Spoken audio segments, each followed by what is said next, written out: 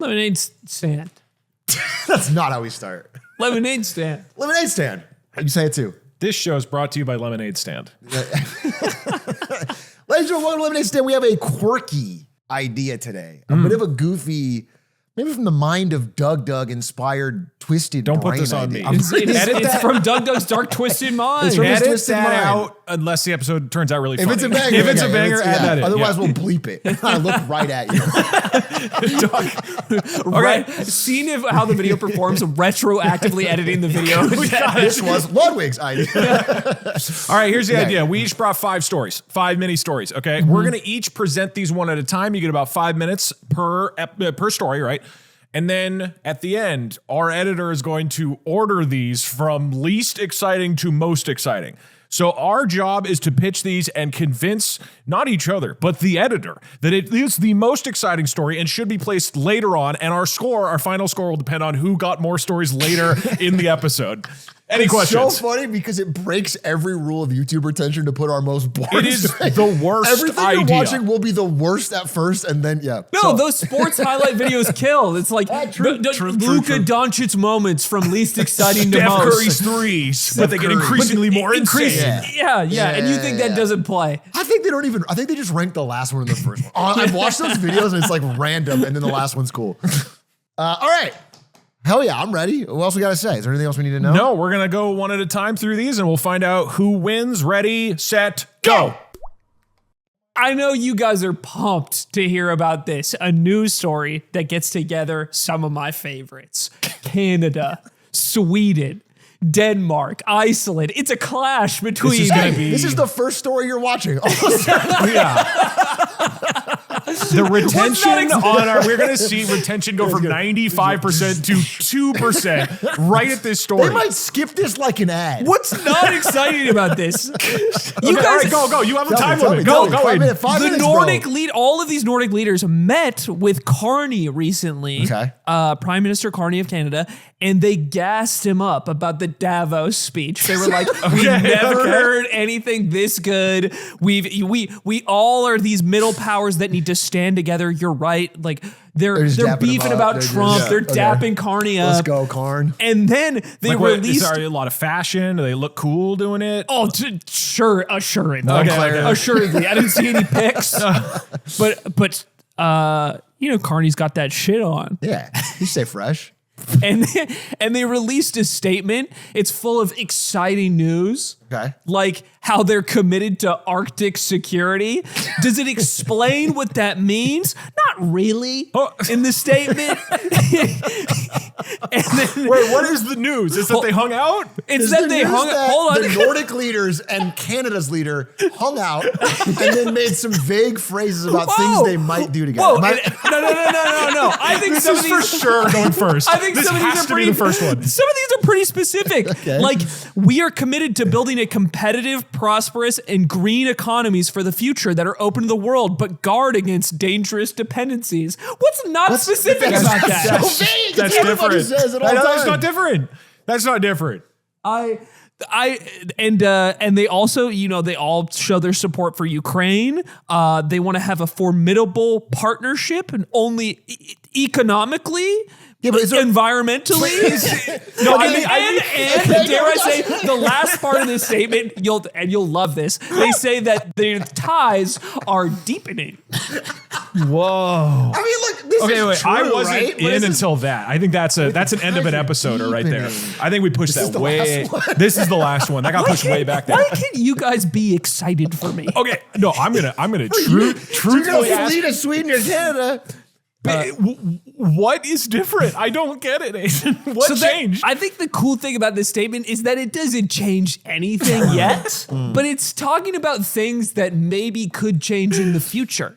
I think if I was genuinely evaluating this, I think it is the beginnings of the fallout of things like Carney's speech that he gave at Davos, like Trump coming for Canada's sovereignty, sort of Denmark's sovereignty through Greenland. More than sort of. I think there's this weird thing where it's like Greenland is trying to separate from Denmark anyway. Yeah. But the idea that these actions are resulting in these countries spending more time together and intentionally meeting and basically airing not only grievances about how they feel Trump is moving against them, but actually making or starting the discussions of how we're going to be a block of countries together that does not need the United States in the way that we previously did. And so it's like our ex is hanging out with the other high school kids. it's like, I would say it's like the US's exes all hanging out on maybe a reality show. It's like a group chat getting made, everyone but Aiden in it, and you're saying about how the story wasn't that good, and then it's like,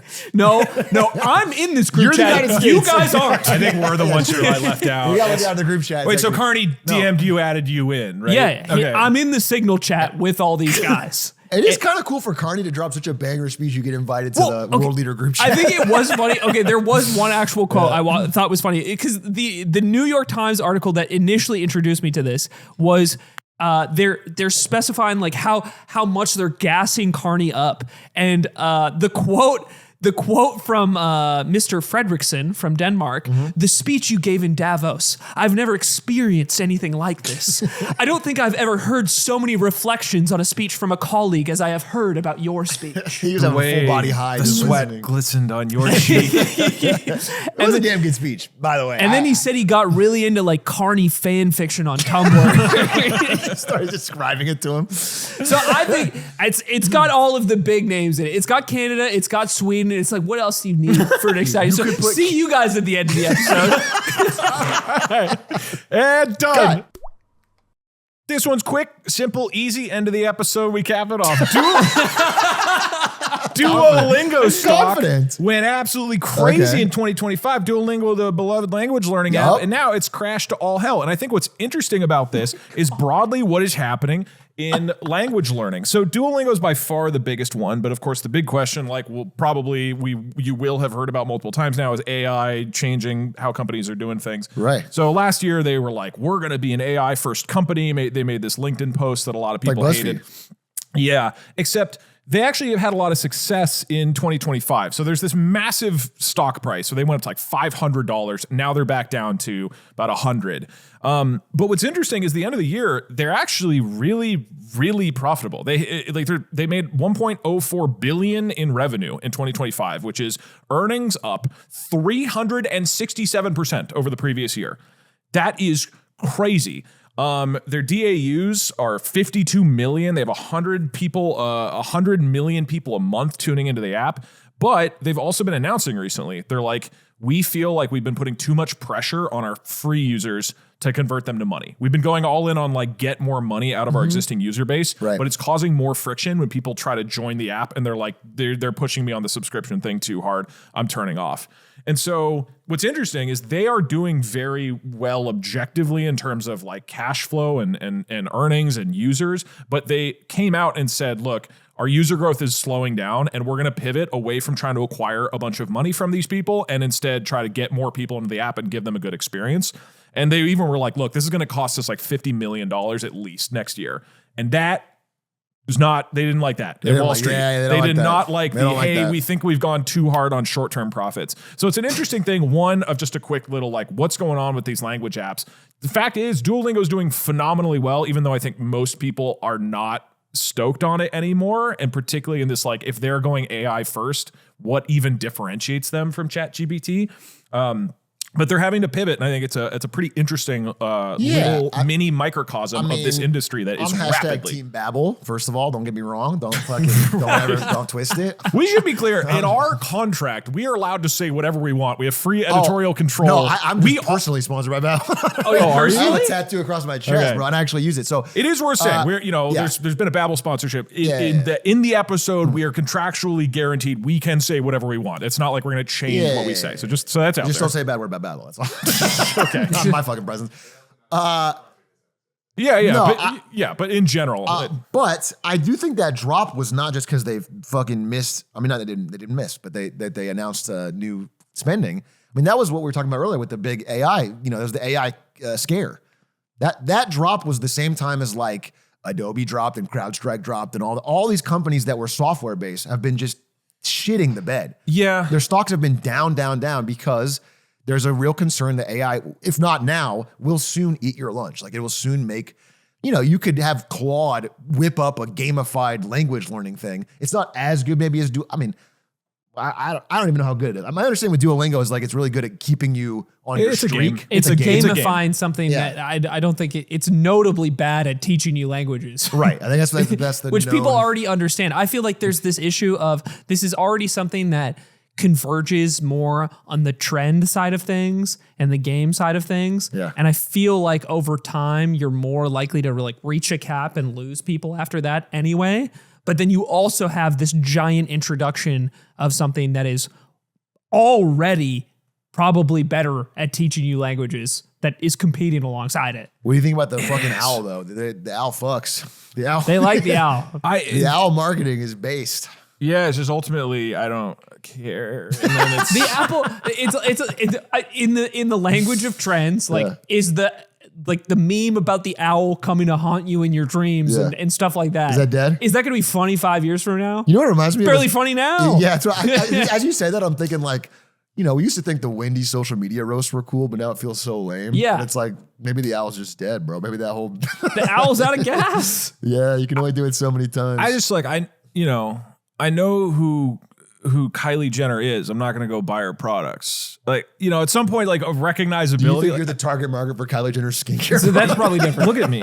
He Look at does me. have nice skin. In fact, Adish, zoom in slowly on my face and then cut. Y'all remember BuzzFeed quizzes? Oh, of course. You ever take them? You ever find out whether if you made a 2020s playlist and will reveal which color you look best in? I'm Princess Jasmine sexually. Sexually. You heard me.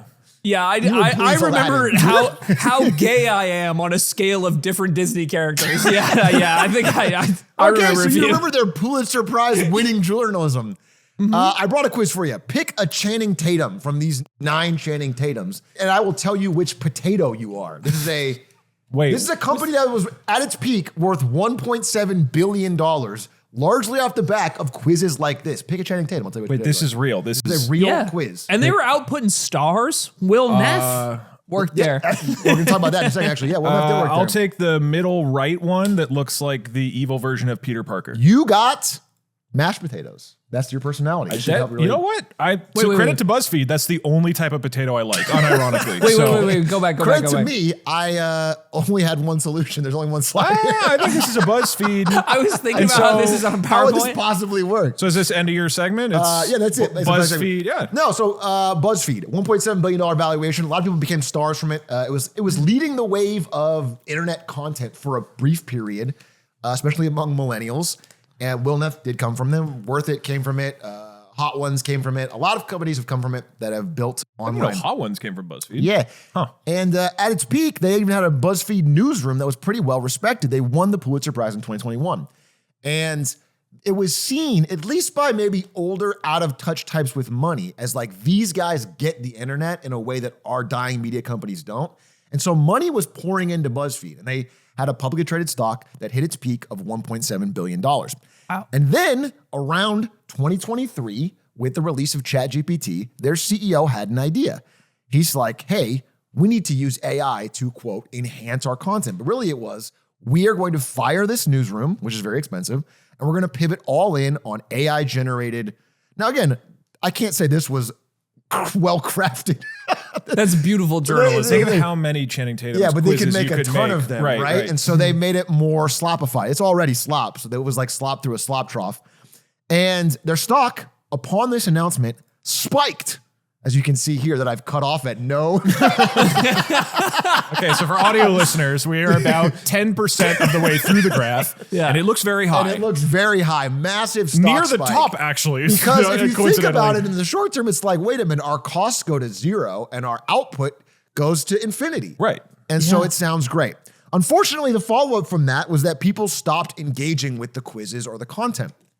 And so BuzzFeed began a very meteoric downward slide where they have had a very rough time retaining the user base they had in their peak period. This lost like 2 years, 3 years. This is a short time frame. This Jeez, is basically okay. this is after ChatGPT right here. So this is the spike. Gotcha, that makes sense. And so as they started losing revenue, they had to start selling off parts of the business, including Hot Ones, which they sold for $82.5 million, which is actually a pretty incredible come up because the current valuation of BuzzFeed today is $29 million. Oh my God.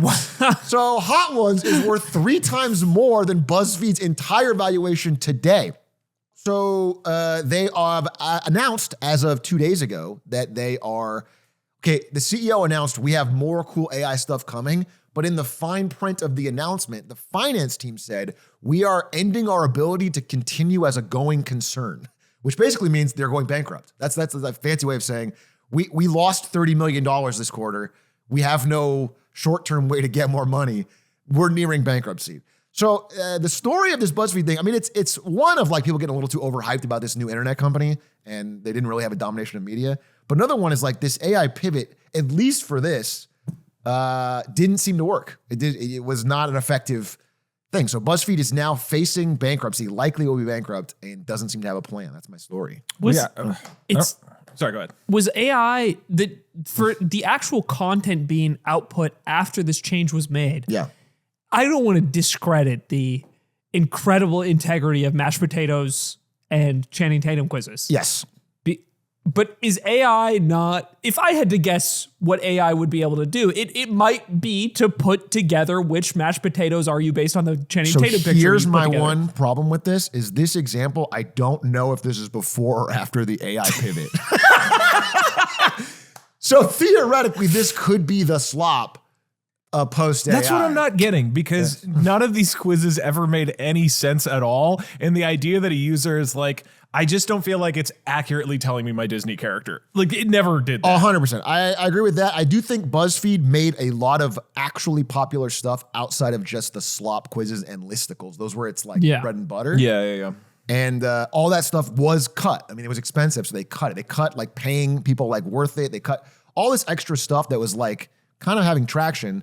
They focused on how I can make it cheaper. And I think on the internet, it's like if, you might think from a factory perspective, if this is like 80% the quality, but 20% the cost, that's awesome. But from a content perspective, once you hit a certain binary line of quality, people just go elsewhere. Like it's an immediate free fall. So you can't, I think sometimes a CEO, especially when you're public facing for content, doesn't understand that like you can't reduce the quality so much and get a linear line. Yeah. We're almost on our time limit, but this feels to me like another example of an interesting, it's like a media company that established all of these stars and new brands like Rooster Teeth or Bon Appetit did this, right? Yeah. With oh my God, I'm blanking on her name, but I watched a bunch of those videos of like making gourmet Doritos or whatever it is, right? Actually, if you can pull it up because I feel bad. And then, or BuzzFeed, right? Which produced Try Guys and produced the other brands you're saying, produced Hot Ones, right? And it's so interesting that if you're like this media conglomerate who produces these stars, they now have an extraordinarily strong incentive to go solo because you will make way more money and can keep all of it as opposed to working for this company and giving them this massive thing. So it's so interesting to like, it's hard to imagine companies like this where their value is based on keeping extraordinarily talented individuals even once they've established their brand and can go leave. Can you think of, to kind of send off this topic, can you think of a company like BuzzFeed that came up in the internet era that produces content that has managed to weather this problem? I can't. The only one that I'm not deeply familiar with them, but Barstool. Barstool has, I think, retained a lot of their core talent, or at least retained partnerships. True, and that's one of the few examples. But they've also had weird ups and downs. And they have had people spin off, like I can't remember his name, but he has like long blonde hair, a mustache, and he does comedic Sunday interviews. Conversation, Yeah, he's spun off into his own show. Yeah. He was still part he of was Barstool, Barstool, right? He was and is, I'm pretty sure. Still be Barstool. Is it still under Barstool now? I thought it was his own That's thing impressive now. if they kept them. Okay, my internet isn't working. But anyway, it is interesting. It's like the value proposition. It's like even at Ludwig's company, right? Like he has made mogul moves, but the company is him. If he chooses to be done or leave, like there's nobody who can replace him. And then for any of these companies, if they make anybody a star or a front face of the news that they put out, you just inevitably You can try. You lose go them. out there and go, boys. Just to feel. It's me, Ludwig. would bet money. I literally think that if you just took his place, it would be at least 50% as successful. Like it would not die. I think if it's just like, hey, it's me. I'm doing Minecraft speedrunning today. It'd be so funny. I think I'd love to just try it, as a social experiment of Ludwig goes on a 6-month sabbatical and then we just put like me there instead. And we just see the numbers crater. All right, great point. Definitely maybe second in the order. Well, see. This is probably second. Done. I got one more tidbit of gaming news. Maybe the first tidbit, depending on the I've order. got the first or second. This could be the fourth, or potentially or fourth. the third, or I shouldn't have fourth. said anything. The Battlefield 6 team notably laid off an undeclared number of employees from the various parts of the studio and at EA that helped put out that game. I thought gaming was back. And gaming's not back. We're actually laying them off. Like it's like they don't know how many. And the number of people that have been laid off has not been confirmed in the media. Which plays into the story here, in my opinion. And I think the initial reaction to big companies laying off gigantic amounts of people, usually, or maybe any amount of people, is very, very negative from the public. And especially in Battlefield's case, because they had a historically successful launch for this game. They sold, I think, over 7 million copies in the first 3 days. I was going to ask if it did well. And with an average concurrent player base just on Steam for the first week of like over 700,000 players, which is absolutely that's gargantuan. incredible. And I think the first reaction a lot of people had to this news is, wow, you laid off when game does bad, laid off when game does historically good. How can I win as a person developer who works in game development? And I think this coincides with a few conversations we've had recently about like Riot laying off a bunch of people, projects like Concord and Highguard getting canned after massive amounts of money going into them. And this general unfairness and flippancy that seems to be had with laying off people in the games industry. Even anecdotally talking to like a game dev friend of mine, he has gotten to, okay, it can't become a meme. Sorry. It can't become a meme. What a joke. Where do they live? He's been laid What off. war-torn country does he live in? He lives in Canada. He He's been laid off from, I think, 4 studios in the span of like the past 5 or 6 years. And it seems like a really shitty time to work in that industry when it comes to your job security. And then on the other end of it, one quick note I had, defending it, I guess, is this is pretty normal for massive titles that go through long development cycles and then they release some sort of live service version of the game after. Like the undeclared number of the layoffs in this case, where it's not clear how many people actually did lose their jobs, is a game will go through some giant development cycle. And then even if it becomes successful after, the number of people necessary to keep the game functioning after the fact is naturally much lower. So a lot of the more recent or like contract staff specifically that works on these games will get let go after the game comes out, because the things they were specifically hired to do to release the game are no longer relevant anymore. Yeah, it's crazy though, because that would sort make of like sense to me if it was a Hollywood model. one-off. Yeah, because Hollywood's like, you don't expect someone to keep being hired on Star Wars after it's over. The movie's over, you shot it. Yeah. But this is a game that releases Battlefield 6. There's going to be a Battlefield 7. So it's weird to me that they felt the need after a successful launch not to just get those people to keep working on the next game. They have to decide. They're waiting for a year or two to decide if they're going to do Battlefield 7. Then they hire them all back. Yeah, I mean, I think that's why my villain 6 chair. is a good stopping point. we've said all we need to say on the They're probably Battlefield done. front. No, that's why my villain War chair doesn't position change. We've done it all. is because the number of people laid off is not confirmed, and it's not this getting rid of the entire team that made the game or something similar to that, then the benefit of the doubt I would give here is you're getting you're cutting a few people that had a very specific role in the lead up. And then that news of a select group of people getting laid off is being turned into this broader news story that people react to. What I will say that is, could be the case. My understanding of the game industry right now is that layoffs are happening en masse in Los Angeles and Ontario and in Vancouver and in all these old traditional places for people to work in gaming. And they're moving to Eastern Europe, and they're moving to China, and they're moving to places that are cheaper. And like big studios are all taking moments like this, like, oh, our game's done, time to cut the staff, and we're going to find a way to redo it cheaper. That is what I think is happening. I don't know about this story specifically, but that. Yeah. I mean, if anybody has any insight into the EA or Battlefield examples specifically, I'd be super curious if what specifically is the case going on. But that's it. It's just a bit of gaming news. Gaming's back, baby. Okay, this one was already a big A clip, so I'm going to keep it hella brief, but I think I would be remiss if I didn't mention it because it may be another 2007 financial crisis. Okay, do you guys know what private credit is? Yes, it's like sir. A card. No, not like a card, Doug. It's like when you make loans outside of the banking system. That's basically what it is. Like if you and me pooled our money and loaned our editor money to give us better rankings, that would be private credit. Private credit is not monitored. It's not tracked the way that banking is. Banking, you know what's going on. All their books are public, et cetera, et cetera. Okay. Since 2008, we made a bunch of new rules that changed things about around banking. Yeah. Banking's had to be way safer. And because of that, everyone still wanted these fucking easy loans, so they just went somewhere else. They went to what's called private credit. Did they consider that when making the regulations? I don't know why they said banks only.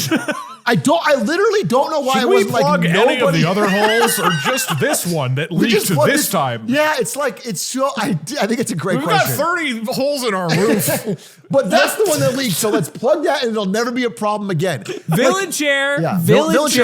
I imagine one of the reasons is because so many like regular people's lives are directly tied into banks specifically. So the risk of banks collapsing presents a greater public threat than perhaps a higher end private credit. We don't want to plug the public unless it's necessary. Certain private credit groups like still supply like auto loans and things that touch normal people's lives. Yes.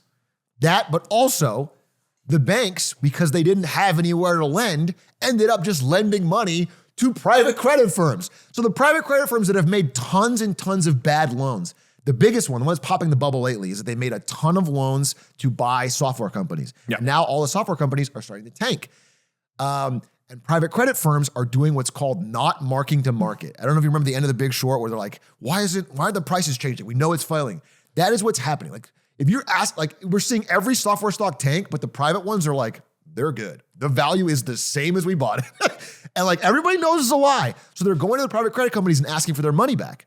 And what they're doing is they're throwing up these things called gates, the gated redemptions. They're saying, no, you can't take your money out. They're saying we can only let 5% out a year or whatever, and we're not letting any more. And so obviously, if you show up at your bank and there's a padlock on the front and says no redemptions allowed, you're not going to be like, well, that's it. You get angrier and more scared. So the panic is spreading. People are like desperately trying to get their money out of Blue Owl and BlackRock and Apollo and KKR and all these massive private credit firms. And they can't. The gates are up on all four of those. Steelman, the only thing to fear is fear itself. Possibly. If we just keep saying big numbers at each other, it is big. I think that is legitimately their strategy, and that's crazy you came up with that in 5 seconds. That's the roof isn't leaking. No one look over there. They keep saying, we're good. You can't take your money out, but we're good. The valuation is the same. These are good. And like it's fine. And it's not fine. I don't know. Here's the thing. We don't know how big it is. In 2007, the real estate crisis, massive. And every estimate of private credit is that it's smaller than that. However, it could be systemic. That's why I'm bringing this up, because these private credit firms their defaults are rising, and they have loans from banks. So the banks can't get paid back if they fail. So we don't know if it's bigger. I don't know. I'm not saying, I'm sounding a little panicked, but I don't know. No, let me ask you a sincere question. Yeah. Sounds to me like a whole bunch of sheep should let the wolves decide. Okay? If everybody starts fucking panicking. That wasn't a question. You said, let me ask you a question. Then you did End of segment. Sons. All right. Well, we talked a little about this on our Patreon, but the New York Attorney General announced that they were suing Valve for their loot boxes, primarily gaming's in back. Gaming's back. We've been saying. gaming's back. I Let don't me even mean stand to first talk- to say it. and primarily to do with Counter-Strike, but also other games like Team Fortress and Dota, where Valve takes advantage of these loot box systems where you buy something like a case in Counter-Strike, you pay $2 to open it, $2.50, and then it rolls items, and then you get a different levels of rarity, like in-game cosmetics from that little box. And then maybe if you get really lucky, that item's worth a lot of money, but most of the time that item's going to be worth less than what you paid to open the case. And the New York Attorney General announced that they were suing Valve for this circumvention of New York gambling laws by having this in the game. Okay. And Valve, which is a company that does not release public statements very often, responded to the lawsuit recently. Gabe Newell on his yacht, FaceTiming into the judge. Yeah, it's actually a video. It's actually, and it was really interesting because they took the primary angle of, we don't think we're breaking any laws. And if you're coming for something like this, you need to reconcile with the fact that this is the same mechanic behind Pokemon, Magic the Gathering, Labubus, plenty of like physical items in the physical world that all rely on the same underlying mechanic of, I don't know what I'm going to get in the box. I'm paying to find out, and I'm hoping I get a rare and a good one. Yeah. And the implications of the lawsuit in New York seem to be that they're trying to drag in as much other stuff as possible because they think more the outside third party's perspective is more people will have to help them push back and fight against this lawsuit if they make it more broad. Right. Like They're saying we're all gamblers, and then Pokemon steps up to help them out or whatever. if it's consequential for more parties outside of You themselves. ask the judge, go look on Polymarket of who wins this case. Like, you can bet on it right now. Why are you okay with that? And It is funny to be like, we're getting singled out here. Society has decayed to nothing. Everyone's a gambler, and we're getting singled out. it is funny because I was wrestling with the idea that, I do think that the cases in Counter-Strike, for instance, are gambling. Like, almost like, of course they are. They are gambling. But I think it is almost exactly the same as opening a pack of Pokemon cards. It's not exactly the same, only though, difference right? is that there's like with something digital, there Yeah. lacks a layer of friction where It's I would the have to go friction. to the store or like order it and wait for that. Like, as a kid, I could not get addicted to gambling on Pokemon cards. I would need to get my parents to drive me to a store.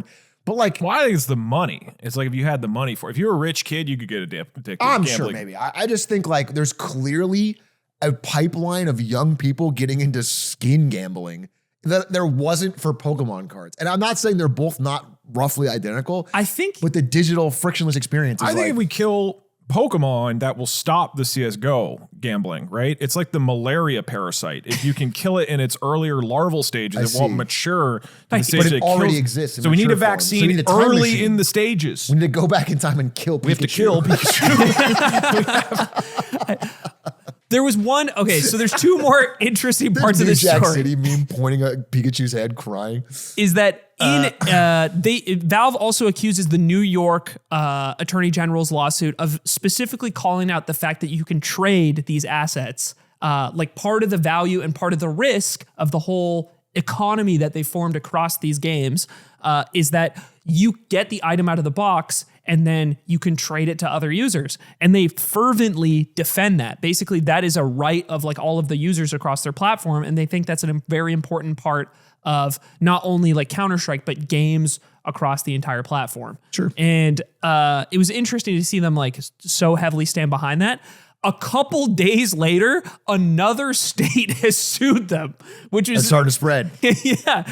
Washington State, there is a class action lawsuit. Home of Pokemon, by the way, or Pokemon USA. Yeah, the home of Pokemon USA. Valve and Pokemon USA are like a couple blocks away. Like, Valve's just going to point at them again. And Nintendo of America is there in the same block, I think, or like the same area of Redmond.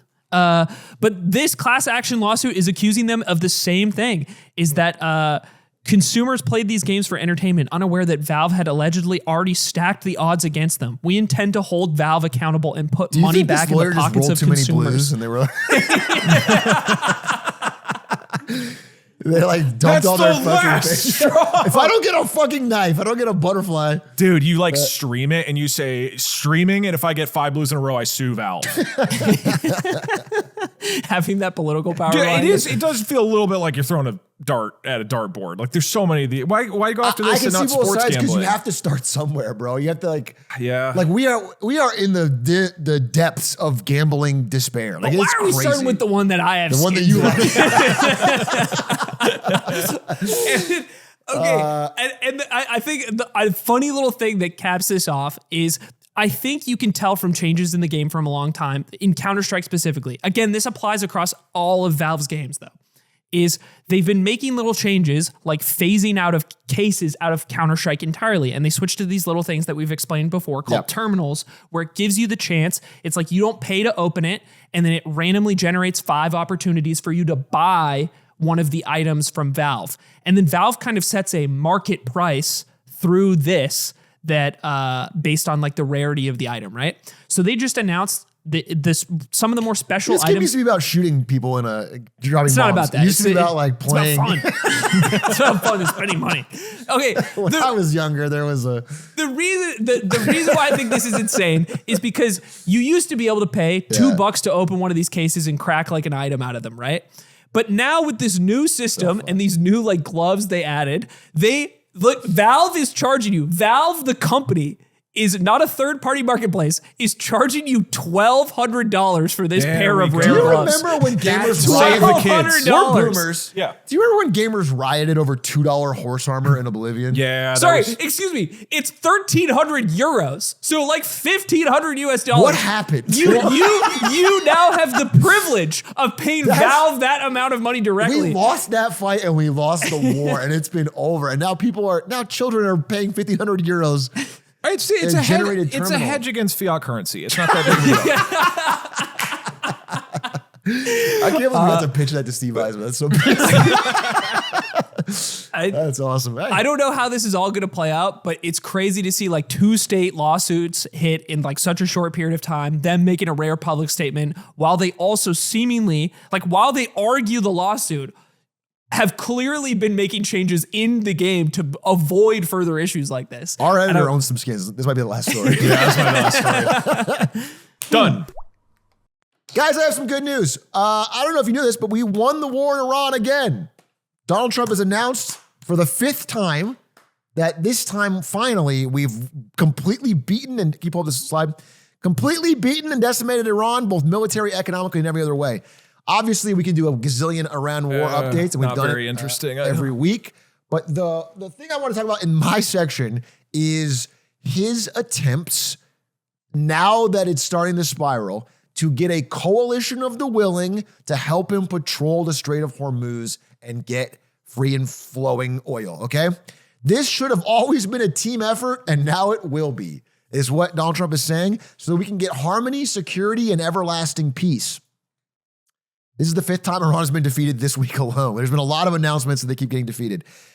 Polling has shown that the major takeaway from people across the political spectrum, this is a 22% polling positive war, people primarily just don't see the point. They don't know why we are there, and they are noticing that gas prices are going up, which is becoming a big political and economic problem globally, not just in America. And so there has been a call for allied warships to secure the Strait of Hormuz. Not just America. America can't do it alone. So far, though, no nations have confirmed plans. Is this like when we helped, like, all of the British merchant vessels saved the people from the French beaches during World War II? Is it Dunkirk, you mean? Is this like a Dunkirk situation where we're everyone calling will answer the call? civilians, bring your boats to the strait, put oil on it. Team effort. If you had the gall to just go through that strait. Yeah. I don't know who that was. I don't know if it was Pete Exit. Someone was like, Yeah. just be brave. Be brave and go through the strait. And I'm like, Just no, get it. I'm not going to do that. So, Wait, hold on. okay. The team that we're collecting, like the Avengers that Trump's gonna trying to show it. assemble. yeah.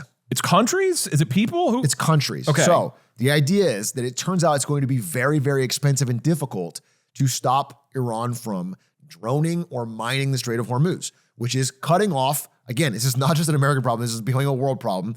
It is cutting off 20% of the world's oil, 30% of the world's fertilizer. Fertilizer prices have spiked like 91%. Oil prices are already way up. This is going to cause food shortages and economic slowdowns because of higher gas prices and more than that.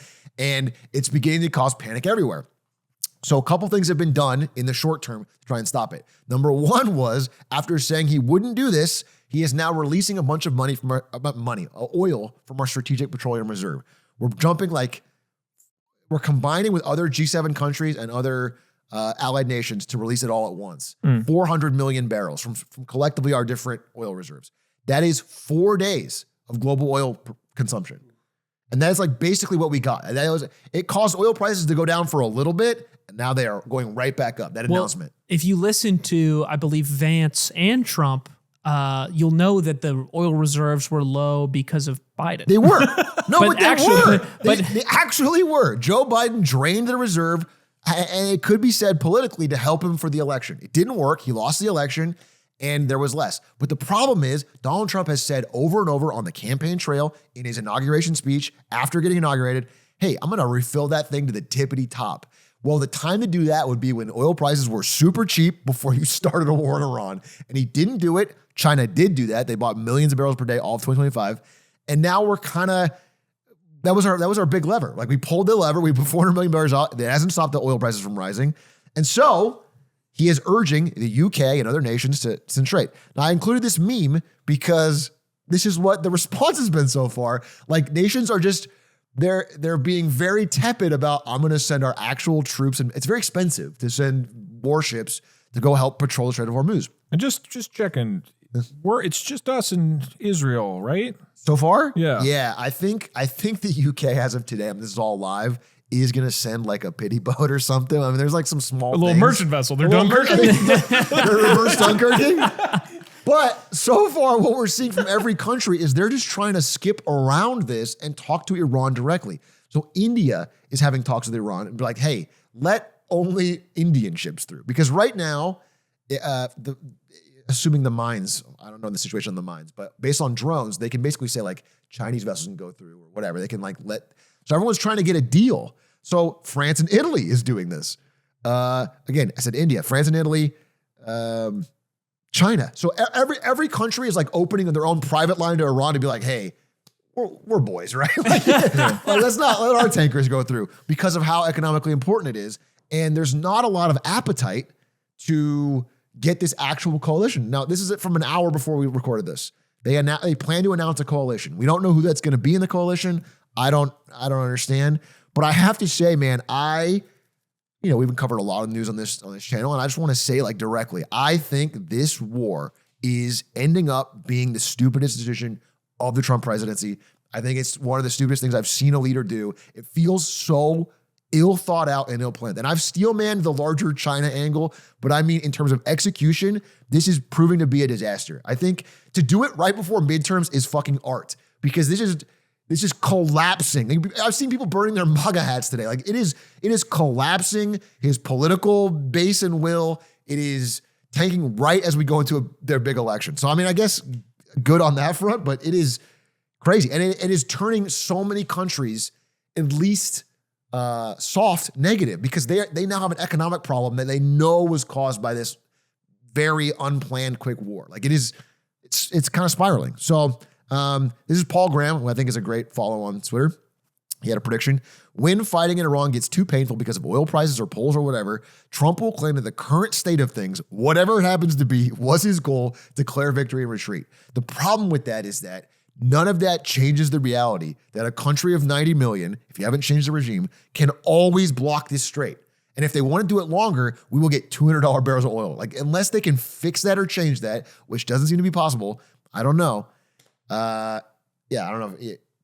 So on the negotiating with Iran front for all of those countries, it seems unlikely that Iran would say yes to anybody, or at least not a lot of country partners, because this is their main line of leverage for ending the war. Like, there's no reason for them to start saying yes, because that would start lowering the price of oil, and then they lose that. Well, counter wouldn't, if they keep saying yes to countries other than the U.S. and Israel, right? Doesn't that put pressure on U.S. and Israel even more so because gas would only be going up for us? Or is the idea that the global so the price? thing is, we actually don't get much oil from the Strait of Hormuz. It's just that when someone else is desperate, let's say India, they buy it on global markets and it raises the price for everybody. Like technically, we are energy independent from this. Right, America's right. actually one of the least affected, but it doesn't matter for people at the gas pump because oil is a global market, and someone else being desperate makes the price rise for everybody. Okay. So yeah, I agree. If they were like, because letting only American ships not pass is there's no ships. It's barely any.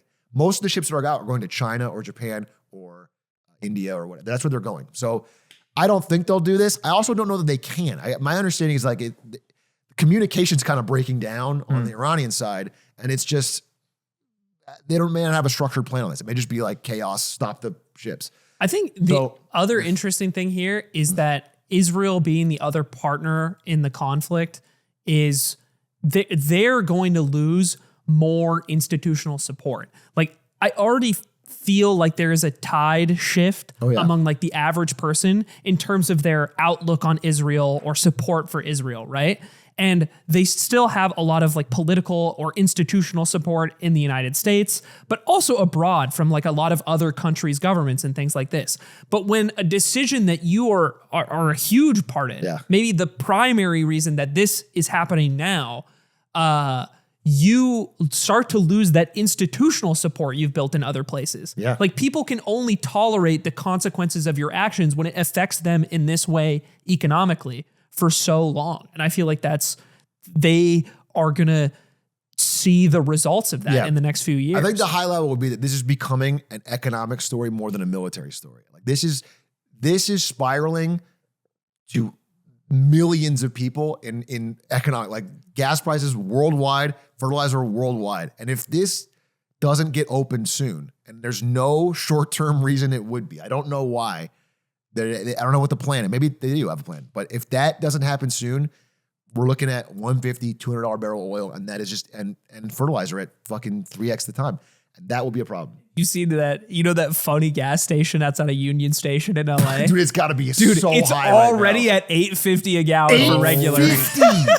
My God. Which is not indicative of LA on the whole, but it is like, there's this like comically expensive gas station in LA that was like, it was $7 flat last week. And I was like, oh, that's pretty low. It's funny being in LA because I've been looking at all these gas price charts and it's like gas price up 88 cents. It's like $3.50 for the country. It's like, bro, it's $3.50. Bro, I've been paid $4+ for years. $3.50.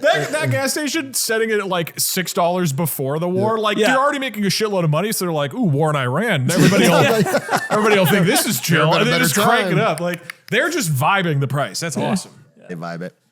That sucks. Yeah. It does kind of suck, honestly. But I think worth talking about.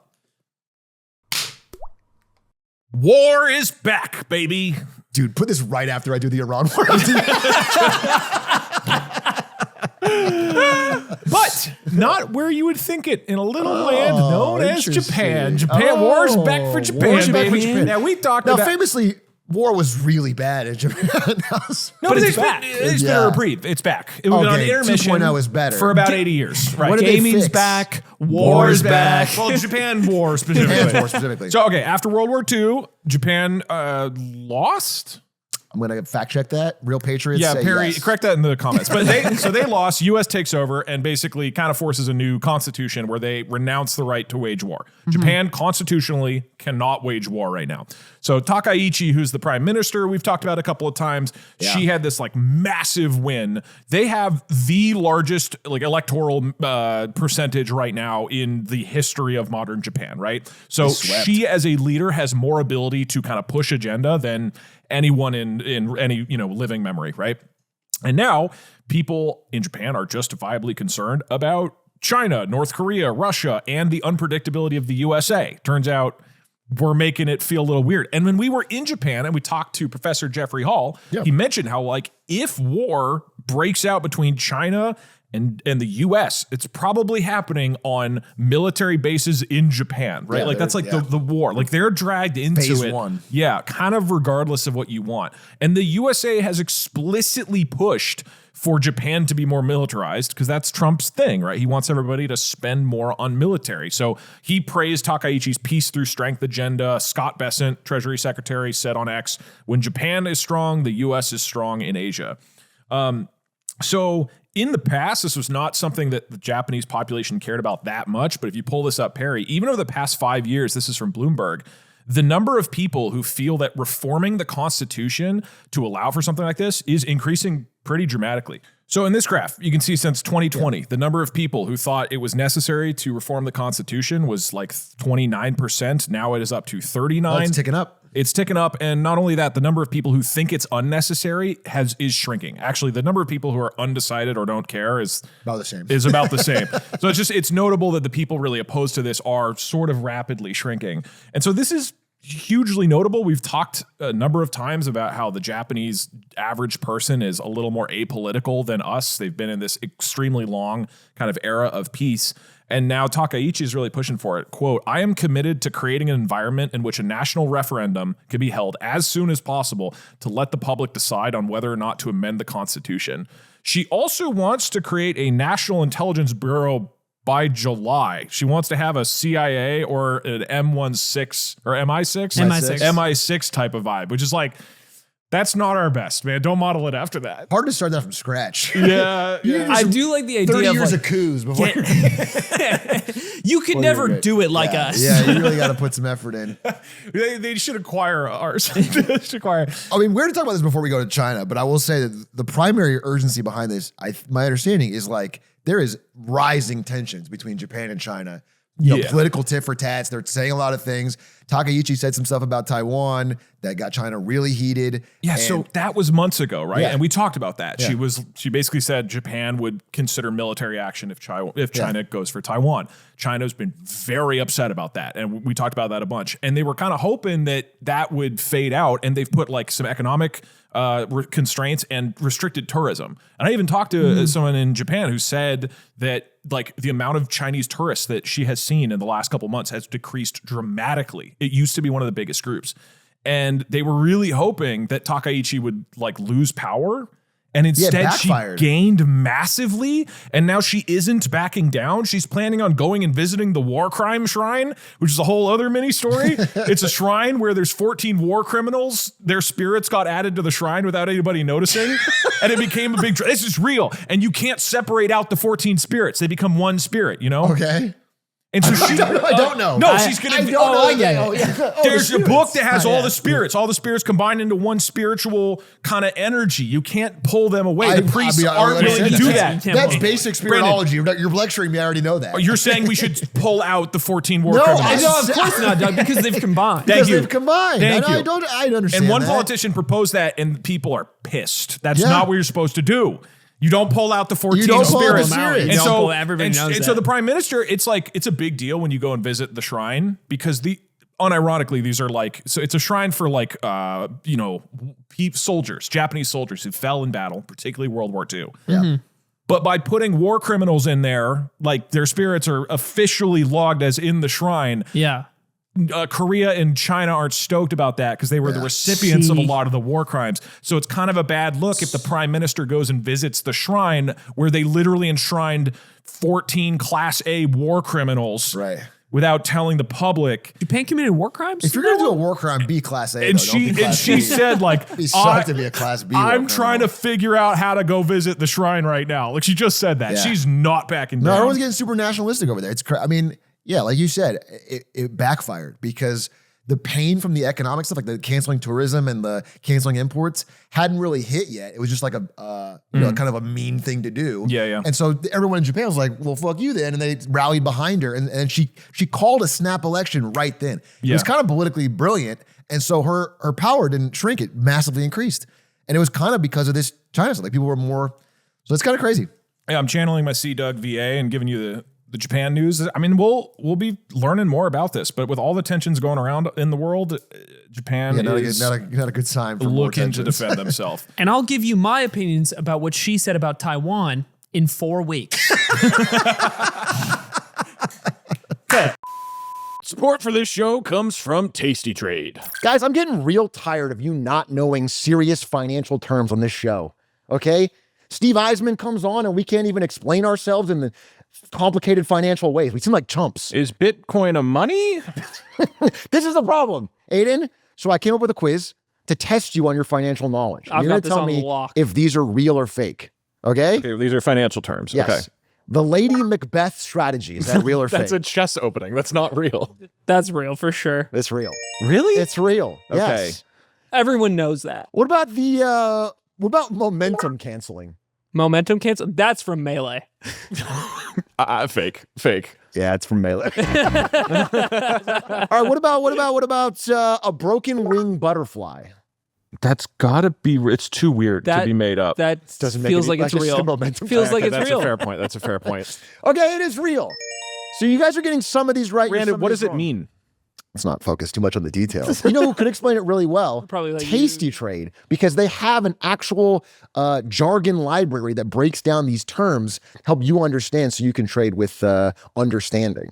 Wow. Are you saying I could go to tastytrade.com/lemonade today and that Tasty Trade Inc. is a registered broker dealer? That's exactly what I'm saying. You finally got it. Okay, That's I'm exactly picking what up I'm on it. saying. And it's a member of FINRA, NFA, and SIPC. Well, hold on. Is it? Yes. Okay, I'm in. I'm in. Thank you, Tasty Trade, for supporting the show. Support for Lemonade Stand comes from Samsara.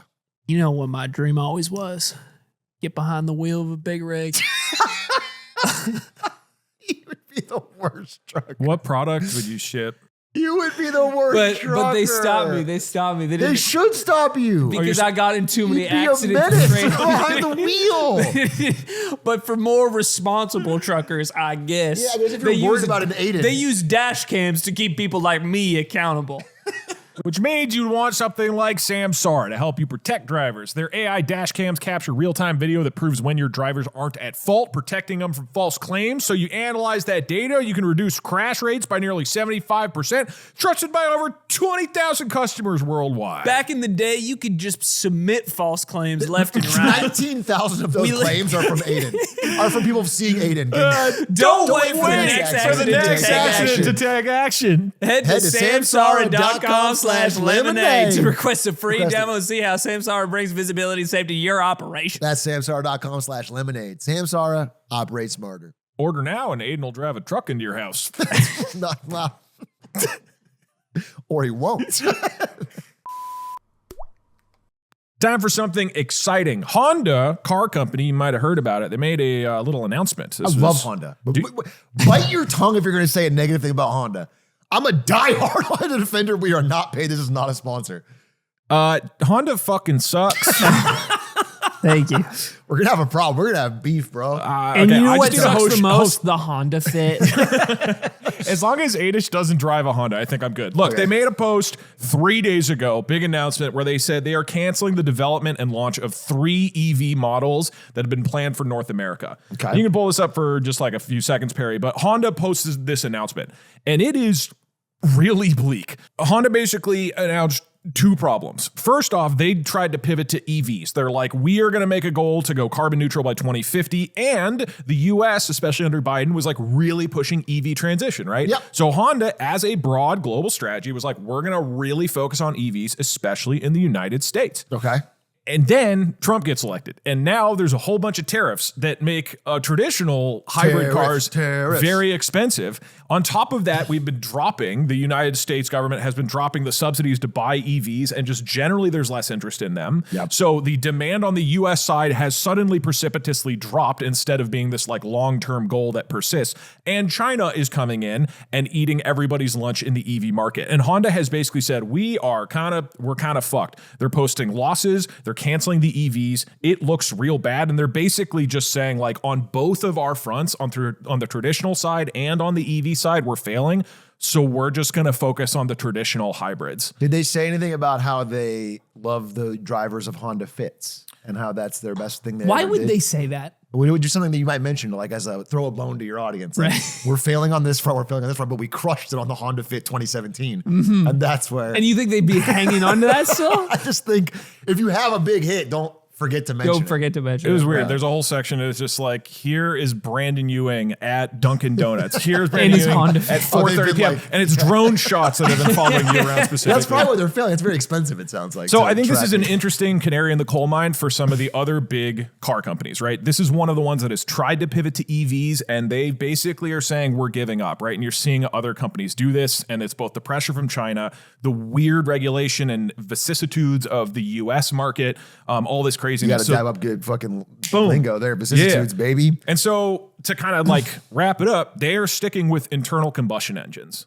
which kind of sucks because I think we should move towards an EV future.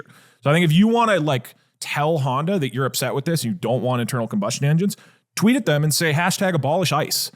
Don't stick with this type of car and let's move to EVs. You know, referring to the internal. And like you could say something like, Yeah. Is we that believe what- people from other countries should be welcome here in America, #fuck ICE. Yeah. Referring to Chinese manufacturers Yes. being able to Internal produce cars here combustion engines. and a general dislike of internal combustion engines. That's I don't know if powerful. you guys know this, but there's another be. thing going on right now. Couldn't possibly be. Like it's like mass people picking up people think I know about that if that happened, yeah. unmarked You're right. vehicles. Elephant in the room, self-driving cars. Nobody's really talking about that. Oh, good point. In It's the not really big what I was getting companies. at There was there. a great interview from Car and Driver with the Ford CEO. He starts talking about how like COVID threw them off because they thought there was going to be like, oh, this massive surge for EVs, and then it didn't really work out. Talks about how he thinks Ford has been iterating off of their previous ICE designs, #fuck ICE, internal combustion engines, and that like their stuff was just not actually built from the ground up in a smart way for EVs. So they're needing to redo that, talking about how the software defined vehicles, cars really just being software that makes the user happy is like the future, and really talks about this candidly. And apparently the CEO of Ford like does racing. He just does car Dude, racing. I've heard so many interviews with him. He seems like he gets it, but what's funny is Ford has made no progress. So it feels like he's a guy that's just like, bro, he comes out in these interviews and he talks about how, man, we're cooked. We got to do this, this, and this. And then nothing happens in the stock tanks. And I'm like, maybe what is going on between his, Yeah. he is the leader. But I agree with you. And I think, you know, this story is not just Honda, right? We read the book about Germany and like the German cars. Everybody's caught between what worked for decades Right. and this huge wave from China and then like different EV adoptions around the globe. I think genuinely your hands are probably a bit tied in that situation, right? Because the amount of transformation that your company needs to take and the people that you need to convince and maybe the legislation that would push you in the appropriate direction, all of these things are gigantic layers of friction that make that change such a big gamble. And you have to deal with the short-term consequences of what your shareholders think as the CEO. I'm not, I don't care what happens to the Ford CEO. Like he can. You're an asshole. He's a nice guy. He can. You are an asshole. But- Jim Farley is a nice man. But I can see how the him getting it in interviews doesn't translate into immediate change for a public company that might not make it through that transition. Probably a big slow ship that's hard to turn, right? Yeah, I mean, and it's funny because all of the people that are invested in the company, it's like, okay, you're going to let it die slowly instead because you'll inevitably lose. Yeah, like right. the EVs, it's like there's no getting around that. The EVs are going to win eventually. Yeah. You guys hear the story about Harley where like they realized that only old people were buying their bikes. And so they, Harley Davidson. Harley Okay. Davidson. And so they were like, we need to try a youthful pivot. And so they tried this big pivot for like a year, maybe 8 months. It didn't really work off the ground. And they were like, fuck it. And then they went all in on old people. And they're like, the company will die eventually, but Yeah. we're going to make money while we can. They're like, the brand is not going to revitalize for young people. That's what I feel about Honda. It's like you're giving up on what is just clearly the giving up. It's future. like, is You're this just saying, happening? we're just gonna can the EV side. We're gonna focus on hybrids. Yes. Do a quote from the Ford CEO. I kind of like that level of honesty. If he Yeah, it came is. into the interview, tell me what's the actual what is quote? it? Well, this is Ford CEO. He says, when we ripped apart a Tesla, I was absolutely flabbergasted. The Mach-E, meaning his own EV, Ford's EV, the wiring harness was 70 pounds heavier and 1.6 kilometers longer. Basically the wiring that hooks up the pieces of the car. We didn't know what was going on in Tesla engineers' minds, but now we understand. They had no prejudice. We had prejudice.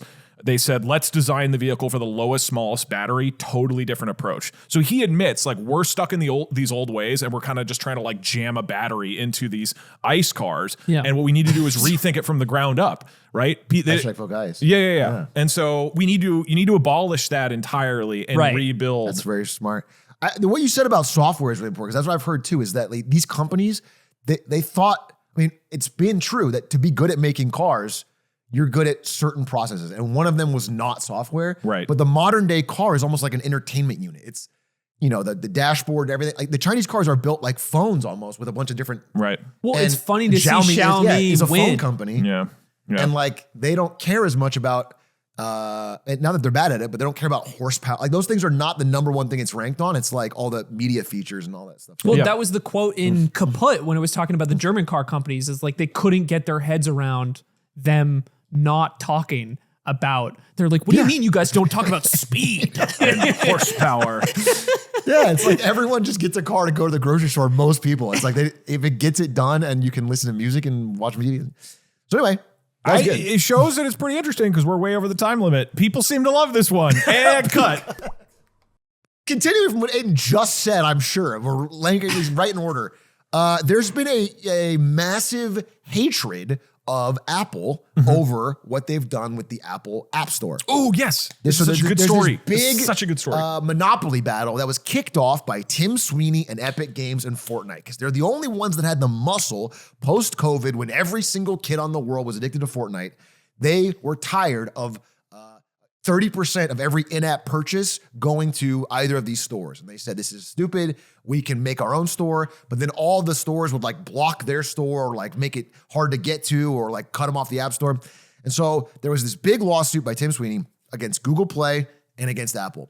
Now, for some reason, I don't know why, they lost the Apple lawsuit and won the Google Play lawsuit.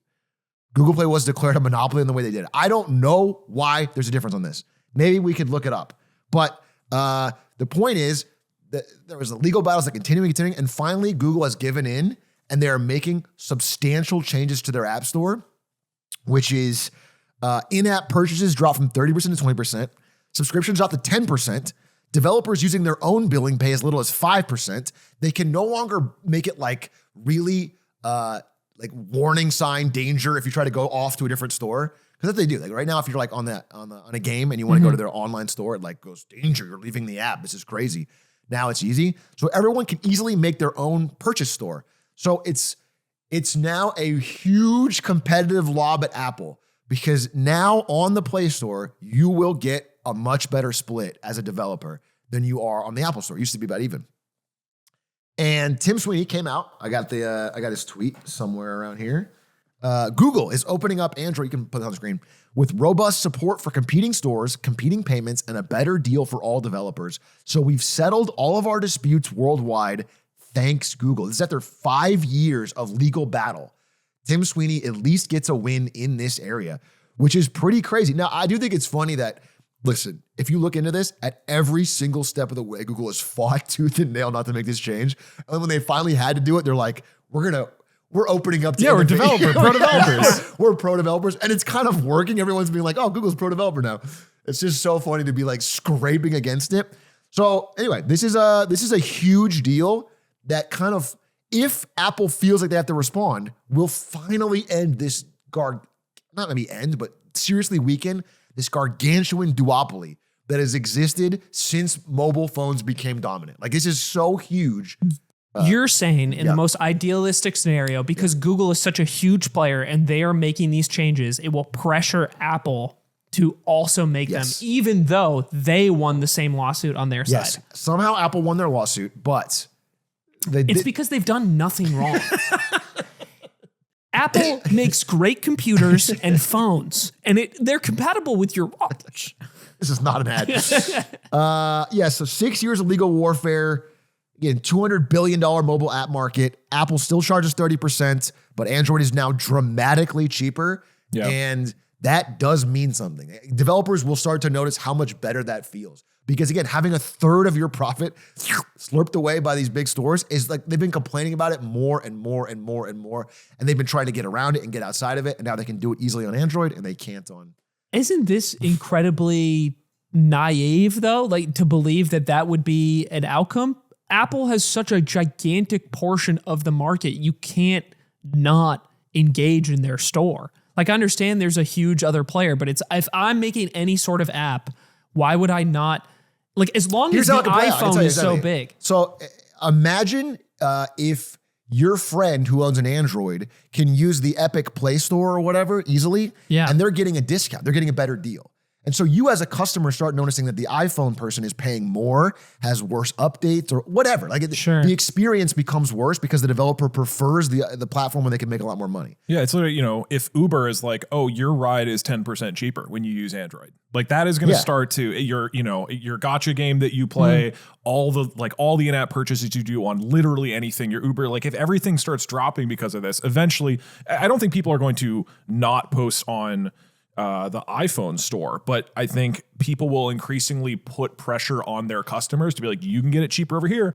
And that's what Epic has been doing. Like what they did win against Apple is that the judge agreed that Apple had basically prevented people from being able to set up their own alternate payment. And so there was a follow-up with a judge where they said Apple needs to make it easier for people to set up their own payment system. So Epic got sort of a win there. And again, if developers in an app are saying like, leave, go here, buy this somewhere else, do not buy this on iPhone, and that just keeps repeating over and over and over, eventually people are going to get annoyed. Customers if you subscribe to the Lemonade Stand Patreon or are thinking about it, do not subscribe on your iPhone. Subscribe on desktop. You pay. This is not a joke. You actually do have to pay way more when you use the iOS app. Go subscribe on your desktop or on the actual Patreon website. Do not. Yeah. Anyway, okay, I'll end this segment by saying the reason that Apple won and Google lost apparently is, first of all, Apple had a judge decide the trial, so it was one judge just made a decision.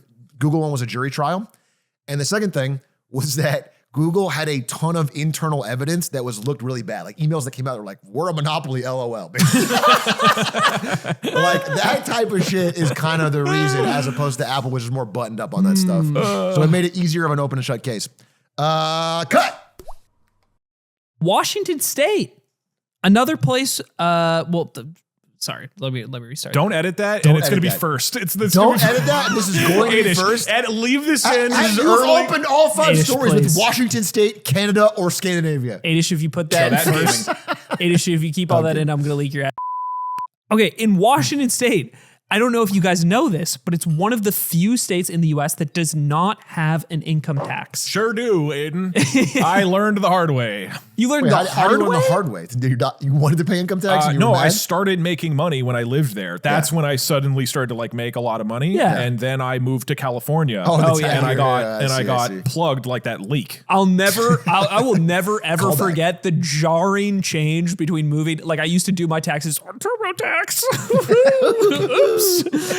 You just dropped earlier. And in Washington, and you get to the state section, and then you just click done, and then you come to California. Dude, it's like a whole nother part of taxes. It's a crazy. lot of It's extra. huge. Just at a Huge personal difference. level, I remember enjoying that part. But they have just introduced their first income tax ever after many previous rejections of income taxes in the past, and it is specifically on people who make more than $1 million a year, which is apparently about 20,000 people in the state of But it Washington. doesn't include streamers, though, right? Because they're... No, it actually excludes streamers because of the, they're better the people. value to society. Yeah, No, it says they're worse people, but do deliver value to society. Okay, great. It excludes them because they're And going it to does prison. say They're also putting that- them in That's prison. you're rounding them up. yeah. The governor of Washington is on record saying that they want Clavicular to move there. Tax benefits will do that. Interesting. Tax benefits will do that. It's like they used to seek out Amazon HQ, but now it's all Now it's about got Clavicular, baby. Listen, my cortisol will spike if I have to pay. But up until now, Washington State is primarily funded by sales tax and taxes on businesses.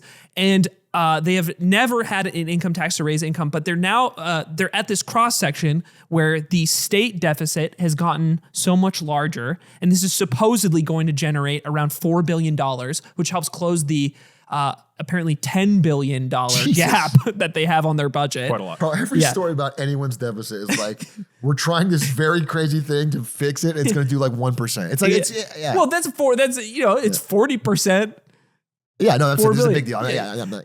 Just saying And also it's at a time socially where I think the energy for taxing the wealthier is much more strong than it used to be. Yeah.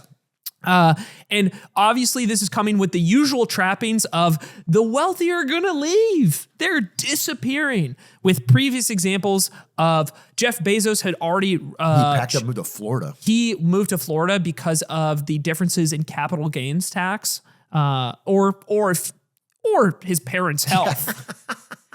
Could be either. It was like 3 months after the capital gains. He's like, my dad is sick and I have to.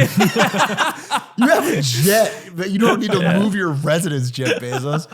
That's so fucking stupid. Howard Schultz, the former CEO of Starbucks, announced that he was moving to Miami shortly after this tax was passed. However, he had already apparently purchased a property there and had committed to moving to Florida prior to this. But the frequent argument against this is that you're going to lose a bunch of your tax base by putting something this into place.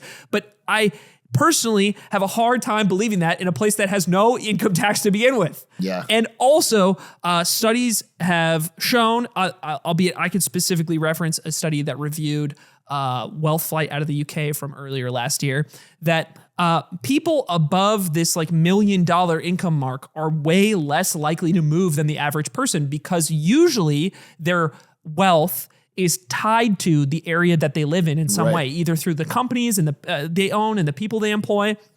And so the only argument I can see here is that over a long enough period of time, people will, and the low enough friction of moving between states, you would lose these people. But from Washington, it kind of seems like a win-win, at least in the short term, because you have no income tax to begin with, and you're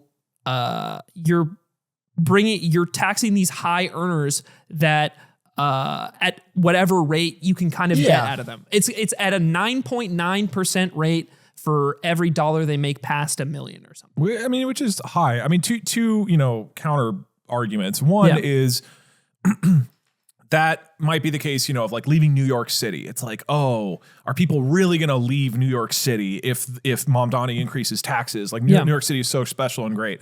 And I think there's a fair argument that a lot of people in Seattle, if they're suddenly being taxed at the same rate of California, would move to California, right? I mean, that is one of the big draws of people going to Washington and Seattle, right? There's famously a lot of people fucking hate the weather there. And if you're like, oh, I'm going to have the same amount of taxes. I mean, for somebody who's making, whatever, let's say $2 million, the first $1 million is untaxed, right? So it's as only far as I passed. understand, it is. So after that point, they would then pay this 9% or 9.9. So they'd be paying, if you make $2 million in a year, you're now losing $100,000. I mean, that is a lot of money, right? Yeah, but it is way less than what you would be getting taxed overall in a place like California.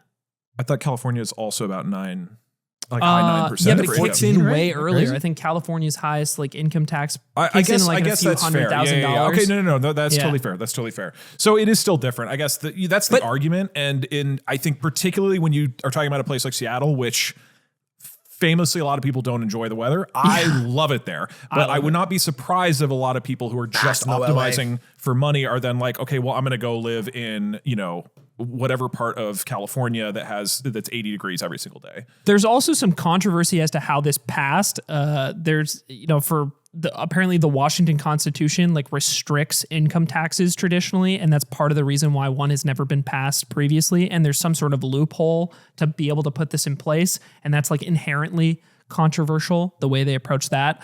I think I like the idea of taxing the wealthy. I am annoyed with this game of, because I agree with you that wealthy won't flee the country, but I think the state lines thing, I wish. But also, stop going for millionaires. Yeah, just go for the billionaires. Just go for the billionaires. Let's go just a little bit higher. Everyone above me. No, but I think if it exists in one state but not the other, I just feel like people are the people that can leave will try to move, right? Yeah. Shouldn't it be national? I don't know. I will do the exact counter argument to what I said, which is that I fucking love Seattle and I would of course live there and pay this. Like so I think probably there won't be that much flight. It is notable that it's not something like New York City, which is like extremely unique. I don't know that many people feel that degree of intensity about Seattle. And I guess, the thing if I could distill as someone my point, who loves the city, it's like that we have states always competing in a race to the bottom to make the best deal for people with money, right? That's the problem I have with it. It's like, so they're going to be tempted over to Miami or whatever. I just like, why is Ohio or Florida or Nevada competing with Seattle on taxes? Like, then it's like the way that billionaires shop around to different cities to get them to pay for their fucking stadium. Wait, so are you advocating for a federal income tax? We have a federal income tax. I mean, like a higher one, and then not making it. The state should be like almost the same. I don't know. Okay, so I think I agree with you. This like race to the bottom is stupid to begin with. I generally think that this is worth trying, and the risk of flight is low from the things that I have read. I think the inherent competition is stupid. The other thing, and the reason why I think this is important to put in place, is if you make this amount of money in Washington, there's already a regressive tax system in place. So if you're taxed, like if your primary vehicle of being taxed is sales tax, right? And if you have higher income, sales tax affects you at a lower percentage than it affects a middle income or a lower income person, right? Yeah. So effectively, taxation in Washington is regressive because of the taxes they rely on. And people who make a lot of money pay less in percent in total taxes than the people do at the bottom. It's not even like it's not even just about raising it on them to like get them to pay more. It's about getting them to a threshold that like evens it out with other normal people. Yeah. And I think, I, from an outsider perspective, would like to see how this plays out. And if it fails, like if you're 5-10 years from now and you can see the negative effects of it, well, you could say, at least we tried and we approach it with something new. That's what I'm mad about. What if it fails because people move to a state that has zero income tax or whatever? It's like, that shouldn't be why? This wouldn't fail if there wasn't like a Florida or a Puerto Rico or a Nevada where they can or Texas where they can go to zero. That's what's annoying to me is I don't know if it'll fail. Maybe it won't fail. I have no idea. Move. But you should be allowed to move, but you can't chase around the country. You're saying the argument. Your argument is the threat of that being a problem shouldn't exist in the first place. But and then because it does, imagine this did fail. Everyone goes, well, that doesn't work. It's a bad idea because look. But it's like, they can't compete against a state that will race to the bottom, take political money, cut all the taxes for the top one. Like that's the frustrating part. Is like this wouldn't even be a good experiment to me because we don't know. Hopefully it just works and there's no problem. But what Jeff Bezos is doing is like so nakedly transparent that it's like I can't. I think Jeff Bezos is also a bad example because he's someone who is so wealthy and has so much money in stock specifically that he was already under threat from the taxes being levied through capital gains specifically in the state, right? Yeah. And then in this situation, this is more about like this is affecting people making over $1 million a year in income, not necessarily from like stocks or like assets they own, right? That can and I think if you have that much income, like if you're sitting in the like $1 million to $10 million range, that a bulk of these people would be, that income is tied to businesses and things they presumably have to do in Washington. They don't have this like insane level of wealth and mobility that someone like Jeff Bezos did have. I agree. This will get the dentist in Seattle. This will absolutely get the higher upper middle. Yeah, Andrew, my fucking anesthesiologist friend. Get fucked, Andrew. If they own a practice, a year, dentists make bank. Anesthesiologists make bank. Anesthesiologist. This is gonna hit the anesthesiologist's heart. But it's not gonna hit the guy that owns, a ton of stock, or the Microsoft executive, or those people may flee. I don't know if they will or not, but they are much easier to flee. So it's frustrating because. I think the dentist should be taxed more, but that's not the person. I get what you're saying. Anyway, whatever. I do. Yeah, I agree with you. I would like I'm excited to see what happens. All right, Jarvis, pull me out.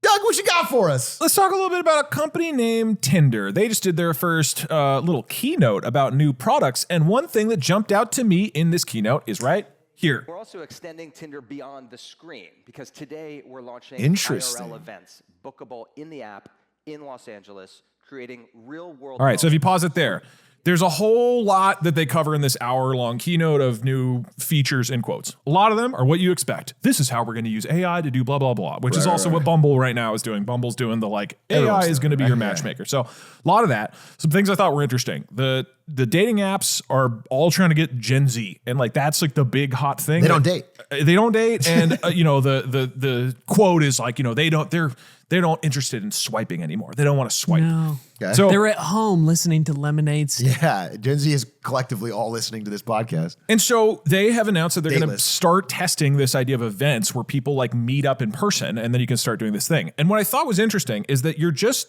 like reinventing dating from first principles.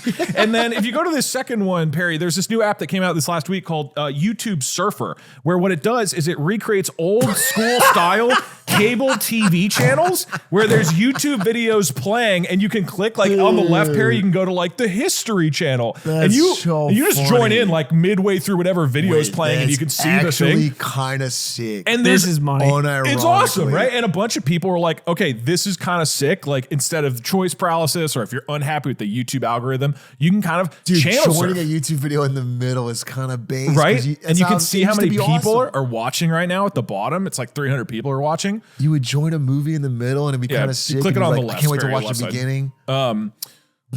Yeah, okay, so now we're watching the History Channel, and we're gonna join midway through this video. Yeah, wow. Of the Great War. So this is another one, and this app idea, really cool, really creative, right? And what I think is so interesting Yeah. is it feels like the newest innovations and the things that are getting a lot of like viral attention are us just reinventing what we had yes. 20 years ago. Yes. This, people are like, you know, what's so cool about this, to be clear, little, you know, viral, fun kind of toy app.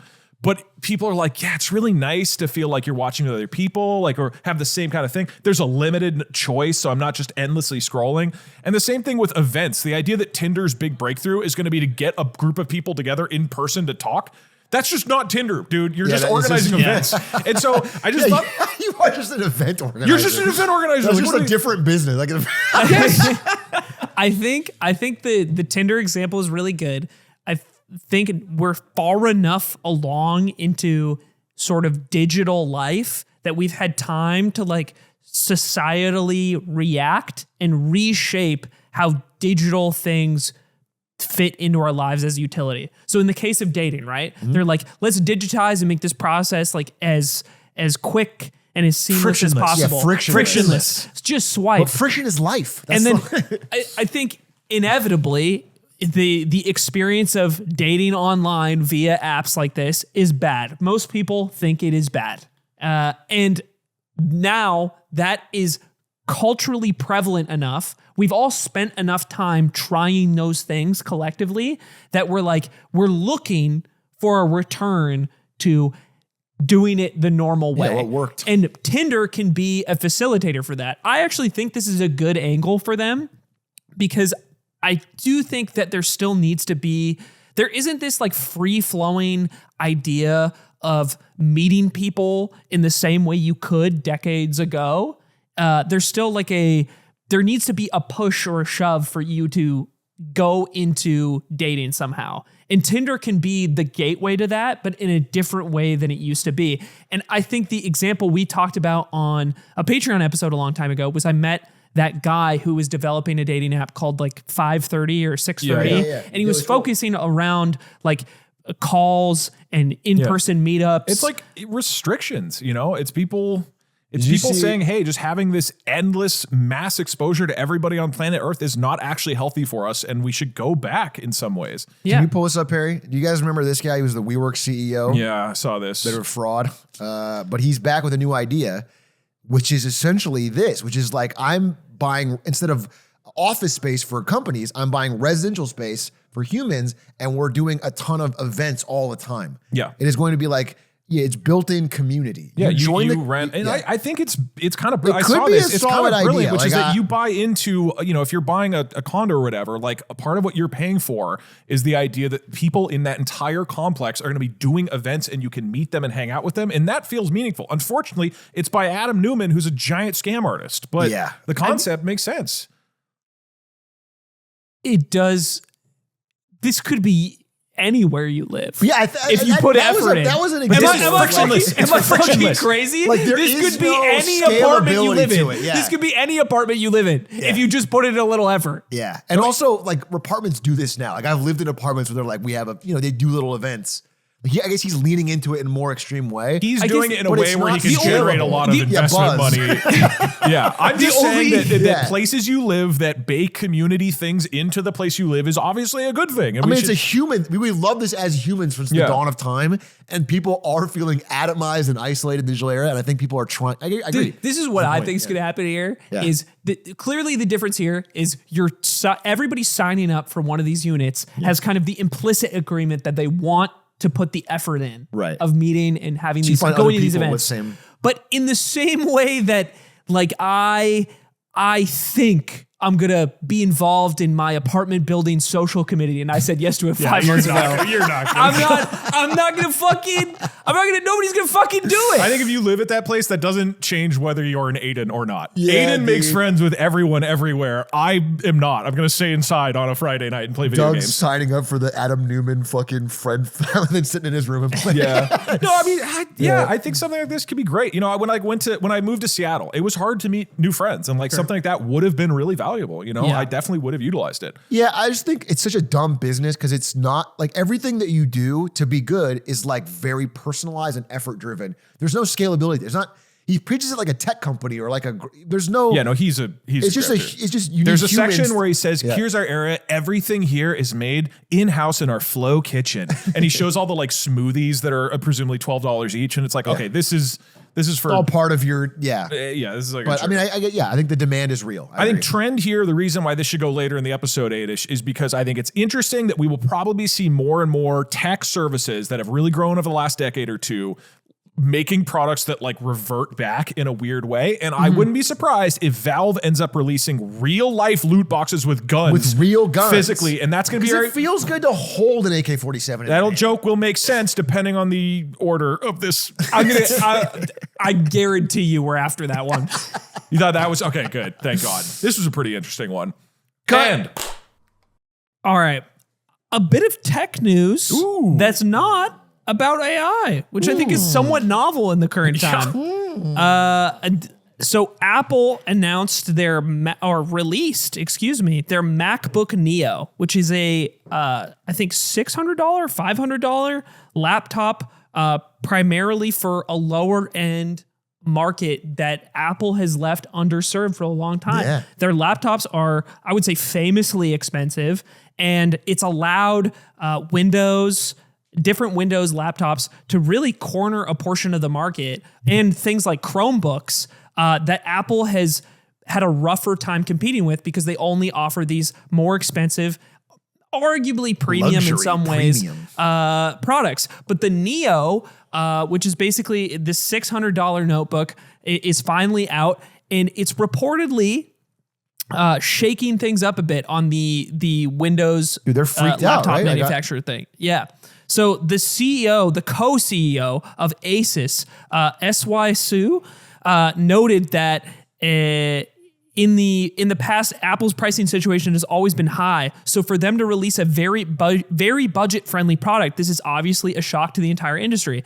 And he noted later, however, that one of his, I would say, coping mechanisms for this laptop is, well, the laptop isn't built to upgrade the RAM, and it's not as modifiable as a lot of the PC competitors. Buying Apple products in the history of fucking computing. And I was like, is the quote being mistranslated or something? Because this guy's Chinese. And I was like, what an insane argument for the market that this laptop serves. Yeah. Who was buying $500 Chromebooks or $500 Windows laptops, their and then so modification they can capabilities. add like modify the RAM in them. Hey, wait, you know what? It honestly may be him expressing the idea of just broadly being more customizable, right? With Windows versus Mac OS. I think Yeah. that's a more legitimate argument. It's like at the end of the day, but again, the market of people who don't care about that is way, way, way bigger. It's just bigger. It's so much bigger. Yeah, but my mom does not give a fuck if she can run Linux. No, and every review that I see about these things is really, really positive in terms of their performance, according to the price point.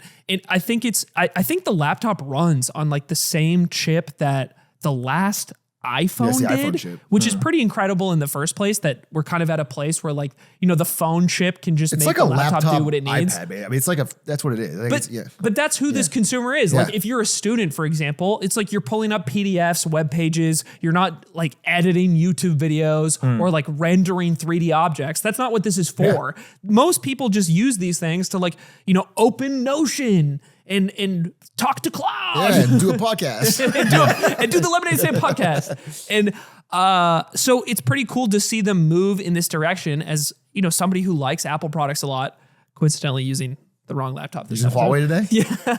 Well, we gotta get our Visa. And it reminded me a lot of how their Mac Mini sort of serves this market as well. It's like a little more expensive, but like a really high performing, kind of like mobile-ish, but still desktop computer that Apple offers. And I think for all of the manufacturers that get to pump out, I would say, shittier Windows laptops that are like loaded with Windows's bloat in their software, this is actually a nice thing to see. No, I mean, as an Apple shill. When I was at NVIDIA, we used to work with all these hardware partners for laptops. We had to do these yearly marketing campaigns.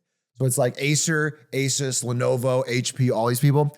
And they fucking loved the Chromebook market. The Chromebook market was like just bread and butter cash cow because you could make something for cheap. People were buying it like crazy. There was no competition from Apple. It was this is them panicking. Everything I've read is that all these CEOs are like in different stages of the 5 stages of greed. Either they're angry about it, they're denying, they're bargaining, but it's like all of them are like, this is just going to seriously hurt our.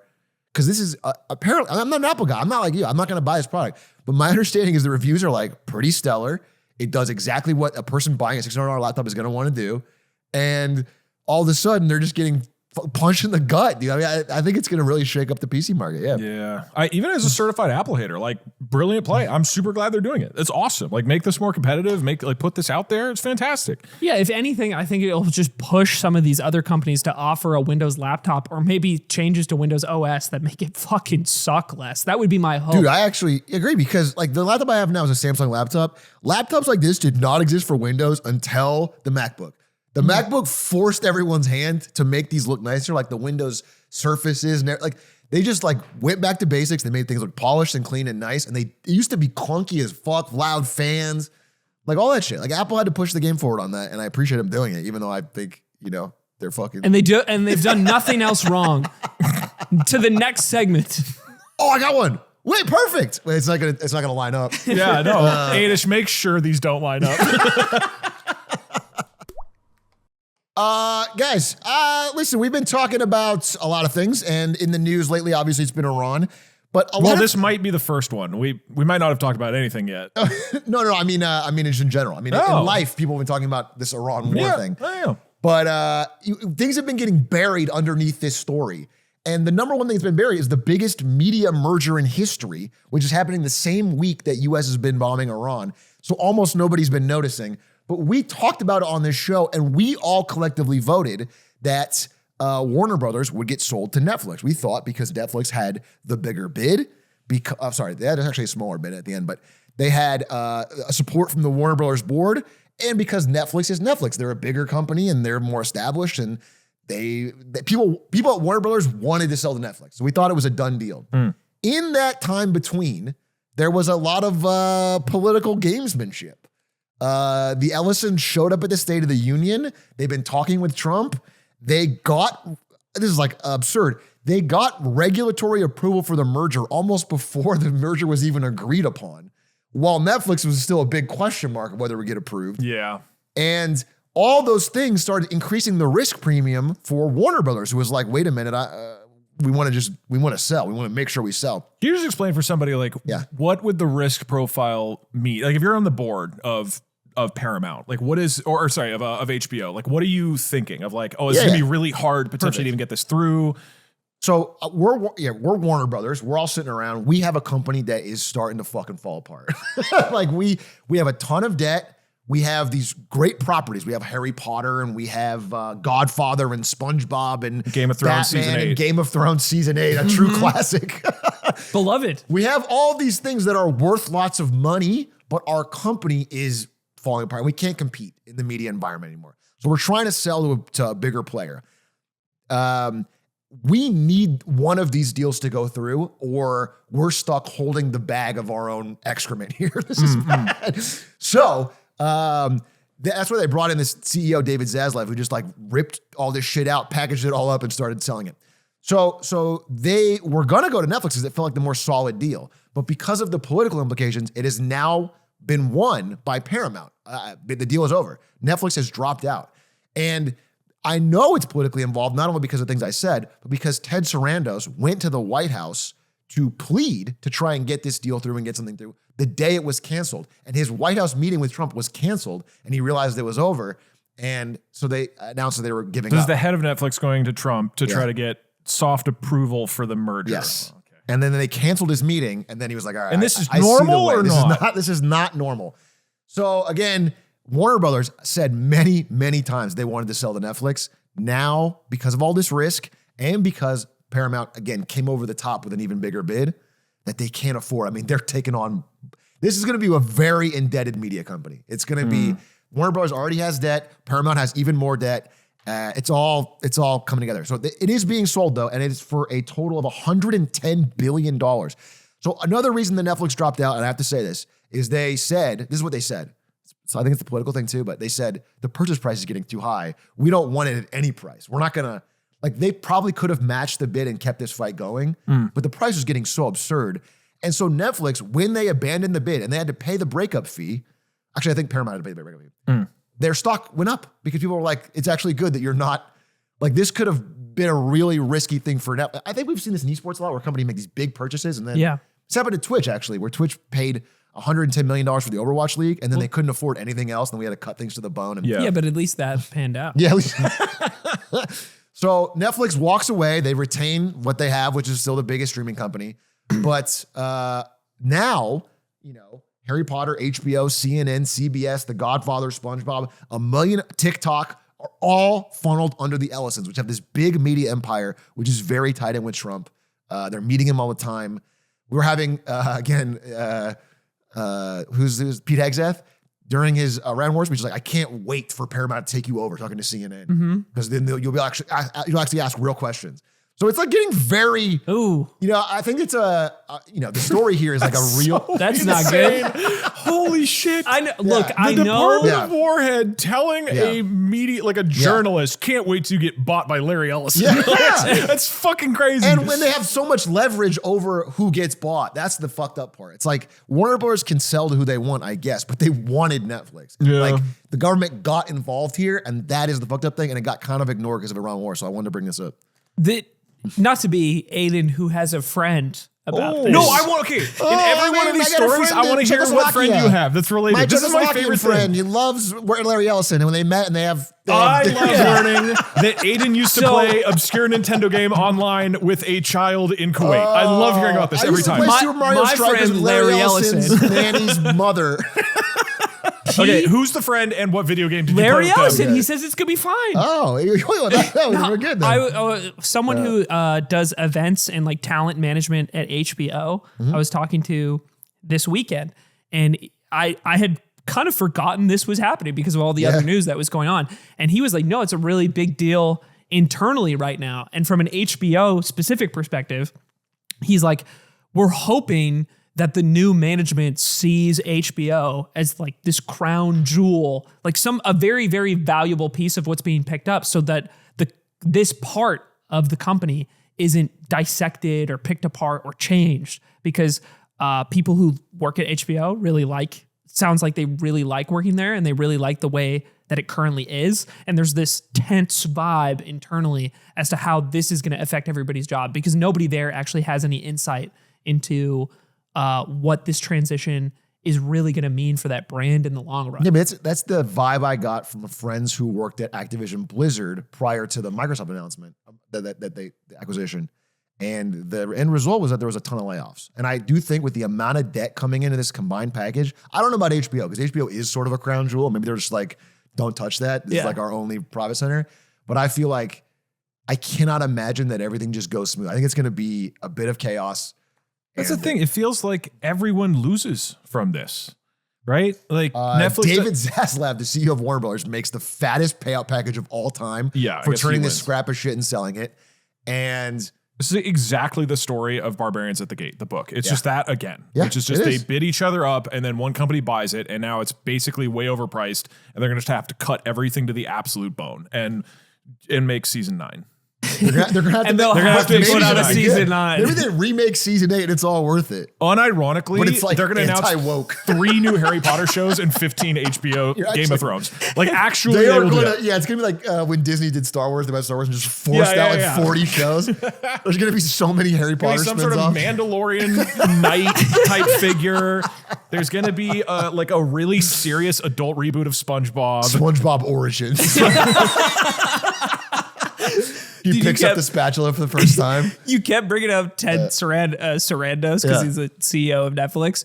And I won't name them, but we all have a mutual friend, somebody who's good friends with Ted's kid. And one year I went to Ted Sarandos' son's Halloween party. Oh my God. Dressed up as a shark in a business suit. And that doesn't give me any insight into this, I'll be real. That is the most Aiden story I've ever heard in my entire The life. ranking just went down. This is went earlier in You're the taking my position. Yeah, Adish, you have to take all of our contributions, and that's this. I'm You push this down. watering this down. I'm moving this down the list. This is like the Aiden, NBA tell us more about tanking. Norway. Cut. All right, we're going to cap off today's episode with a really heartwarming story about a dog. You're sure this is a cap off? I think You're that if confident this already. isn't the final one, Adish hates dogs and appreciates dogs dying, okay? Okay. So we're just going to leave the Today Show Australia. This is one of those morning news shows that nobody our age has watched ever, but they just like do little heartwarming stories. And here's what happened. Okay, Paul Cunningham, he's a sort of tech entrepreneur The guy on guy. the left here?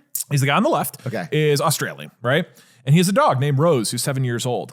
And recently, I believe 2024, she got cancer, started having tons of tumors. You will see pictures on the background, and it's rough. They tried chemo, surgery failed, and she was given 1 to 6 months to live. And he says, like, this is my best friend. She's there with me through everything.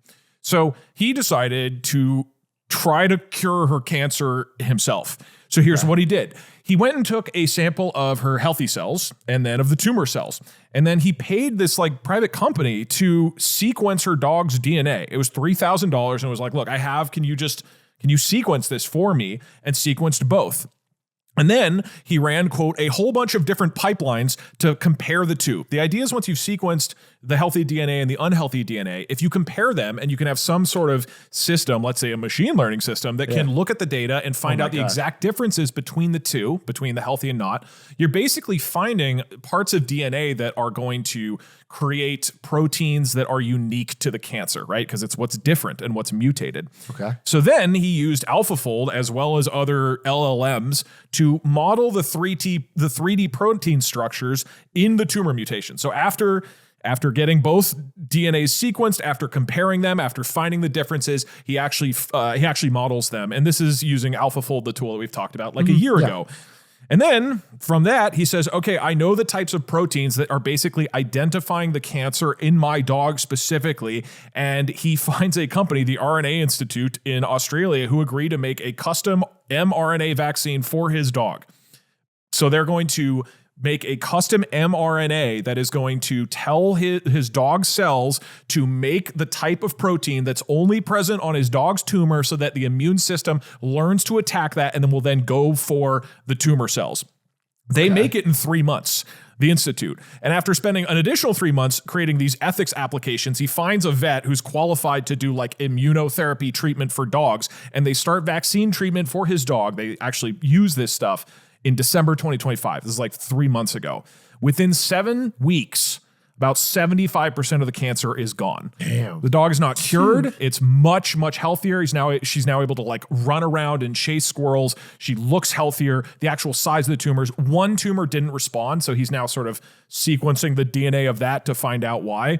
And this is a quote from the folks who made the RNA vaccine for him. This is the first time a personalized cancer vaccine has been designed for a dog. This is still at the frontier of where cancer immunotherapeutics are. Ultimately, we're going to use this for helping humans. This is super inspiring. awesome. And This awesome. is fucking crazy. Part of what allowed this to work is that this guy is like a tech entrepreneur type dude. He's been working in machine learning for a long time. So that one quote that I said where it's like he figured out pipelines to compare the two, that's him having experience in this stuff of doing like real intense data analysis. But I think what's interesting about this story is like ultimately it was an individual who went and did this, who figured out how to do it on his own, who was not using some giant company, and then went and worked with like existing companies to say, hey, sequence this dog DNA, please. Hey, create an mRNA vaccine. Here's the exact proteins I want it to basically target, right? Because once you have that, it's fairly easy to make an mRNA. So this is heartwarming as fucking hell and awesome. And like, what a sweet story. And on top of just like, oh my God, maybe we're going to democratize this sort of technology.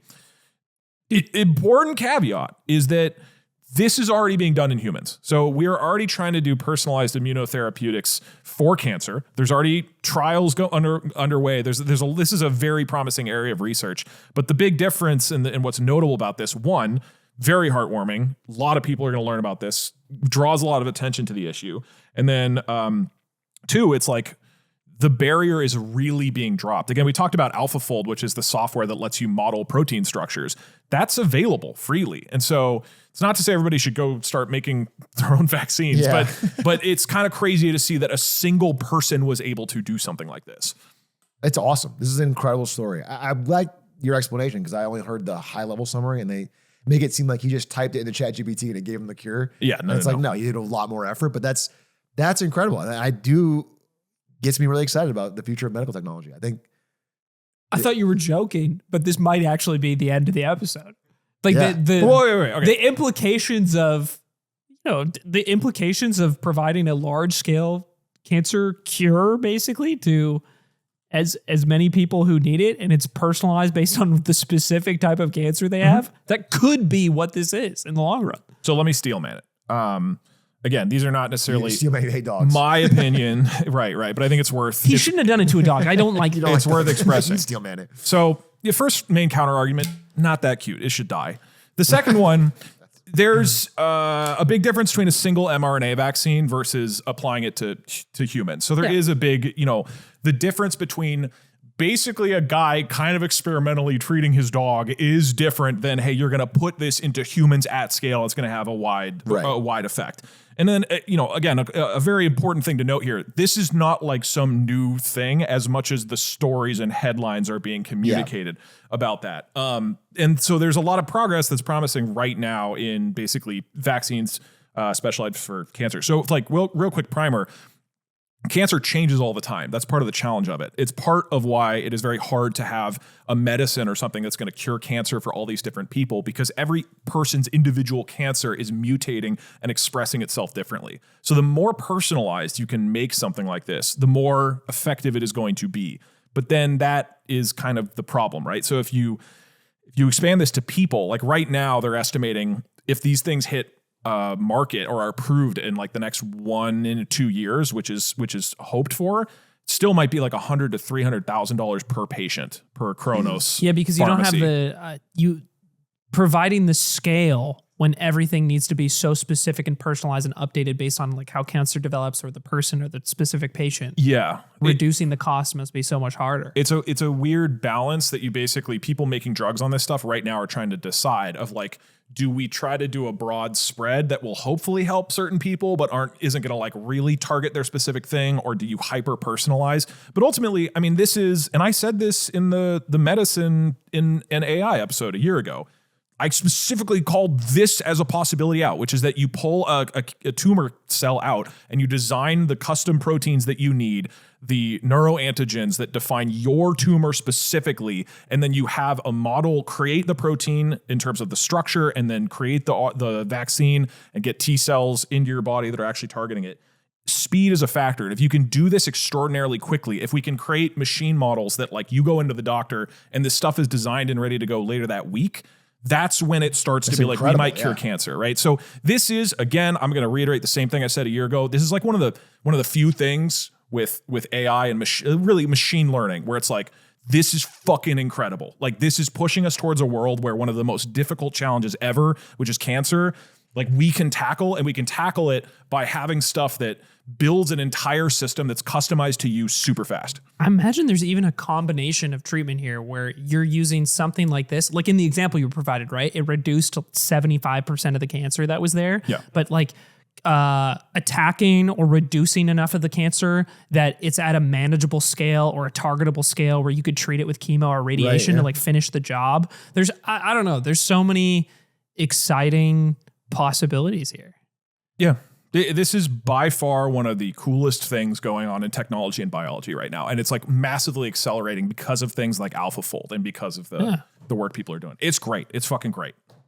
That's awesome. Oh, also this specific guy he's just doing it to save his dog, but he's basically because of the attention. He's like, hey, here's a Google form. You can try to share information. I'm going to try to find a way to start making this more accessible to other people. Wow. But I mean, it'd be funny if is this the end of the episode? No. If this ends, and then it's like, playing anyway, I want to talk about Counter-Strike. Ladies and gentlemen, thank you for watching Lemonade Stand. We assume we just came off the dog story. Aidish, probably. You're a monster. Aidish could go crazy with this episode. I have no idea how this goes. But if you want to check it out, an extra hour of the show every week, you go to patreon.com/lemonade stand. And also our next 2 episodes are going to be in China. Oh, that's it? Okay. All right, bye, everybody. Thanks. Bye. Just cut there.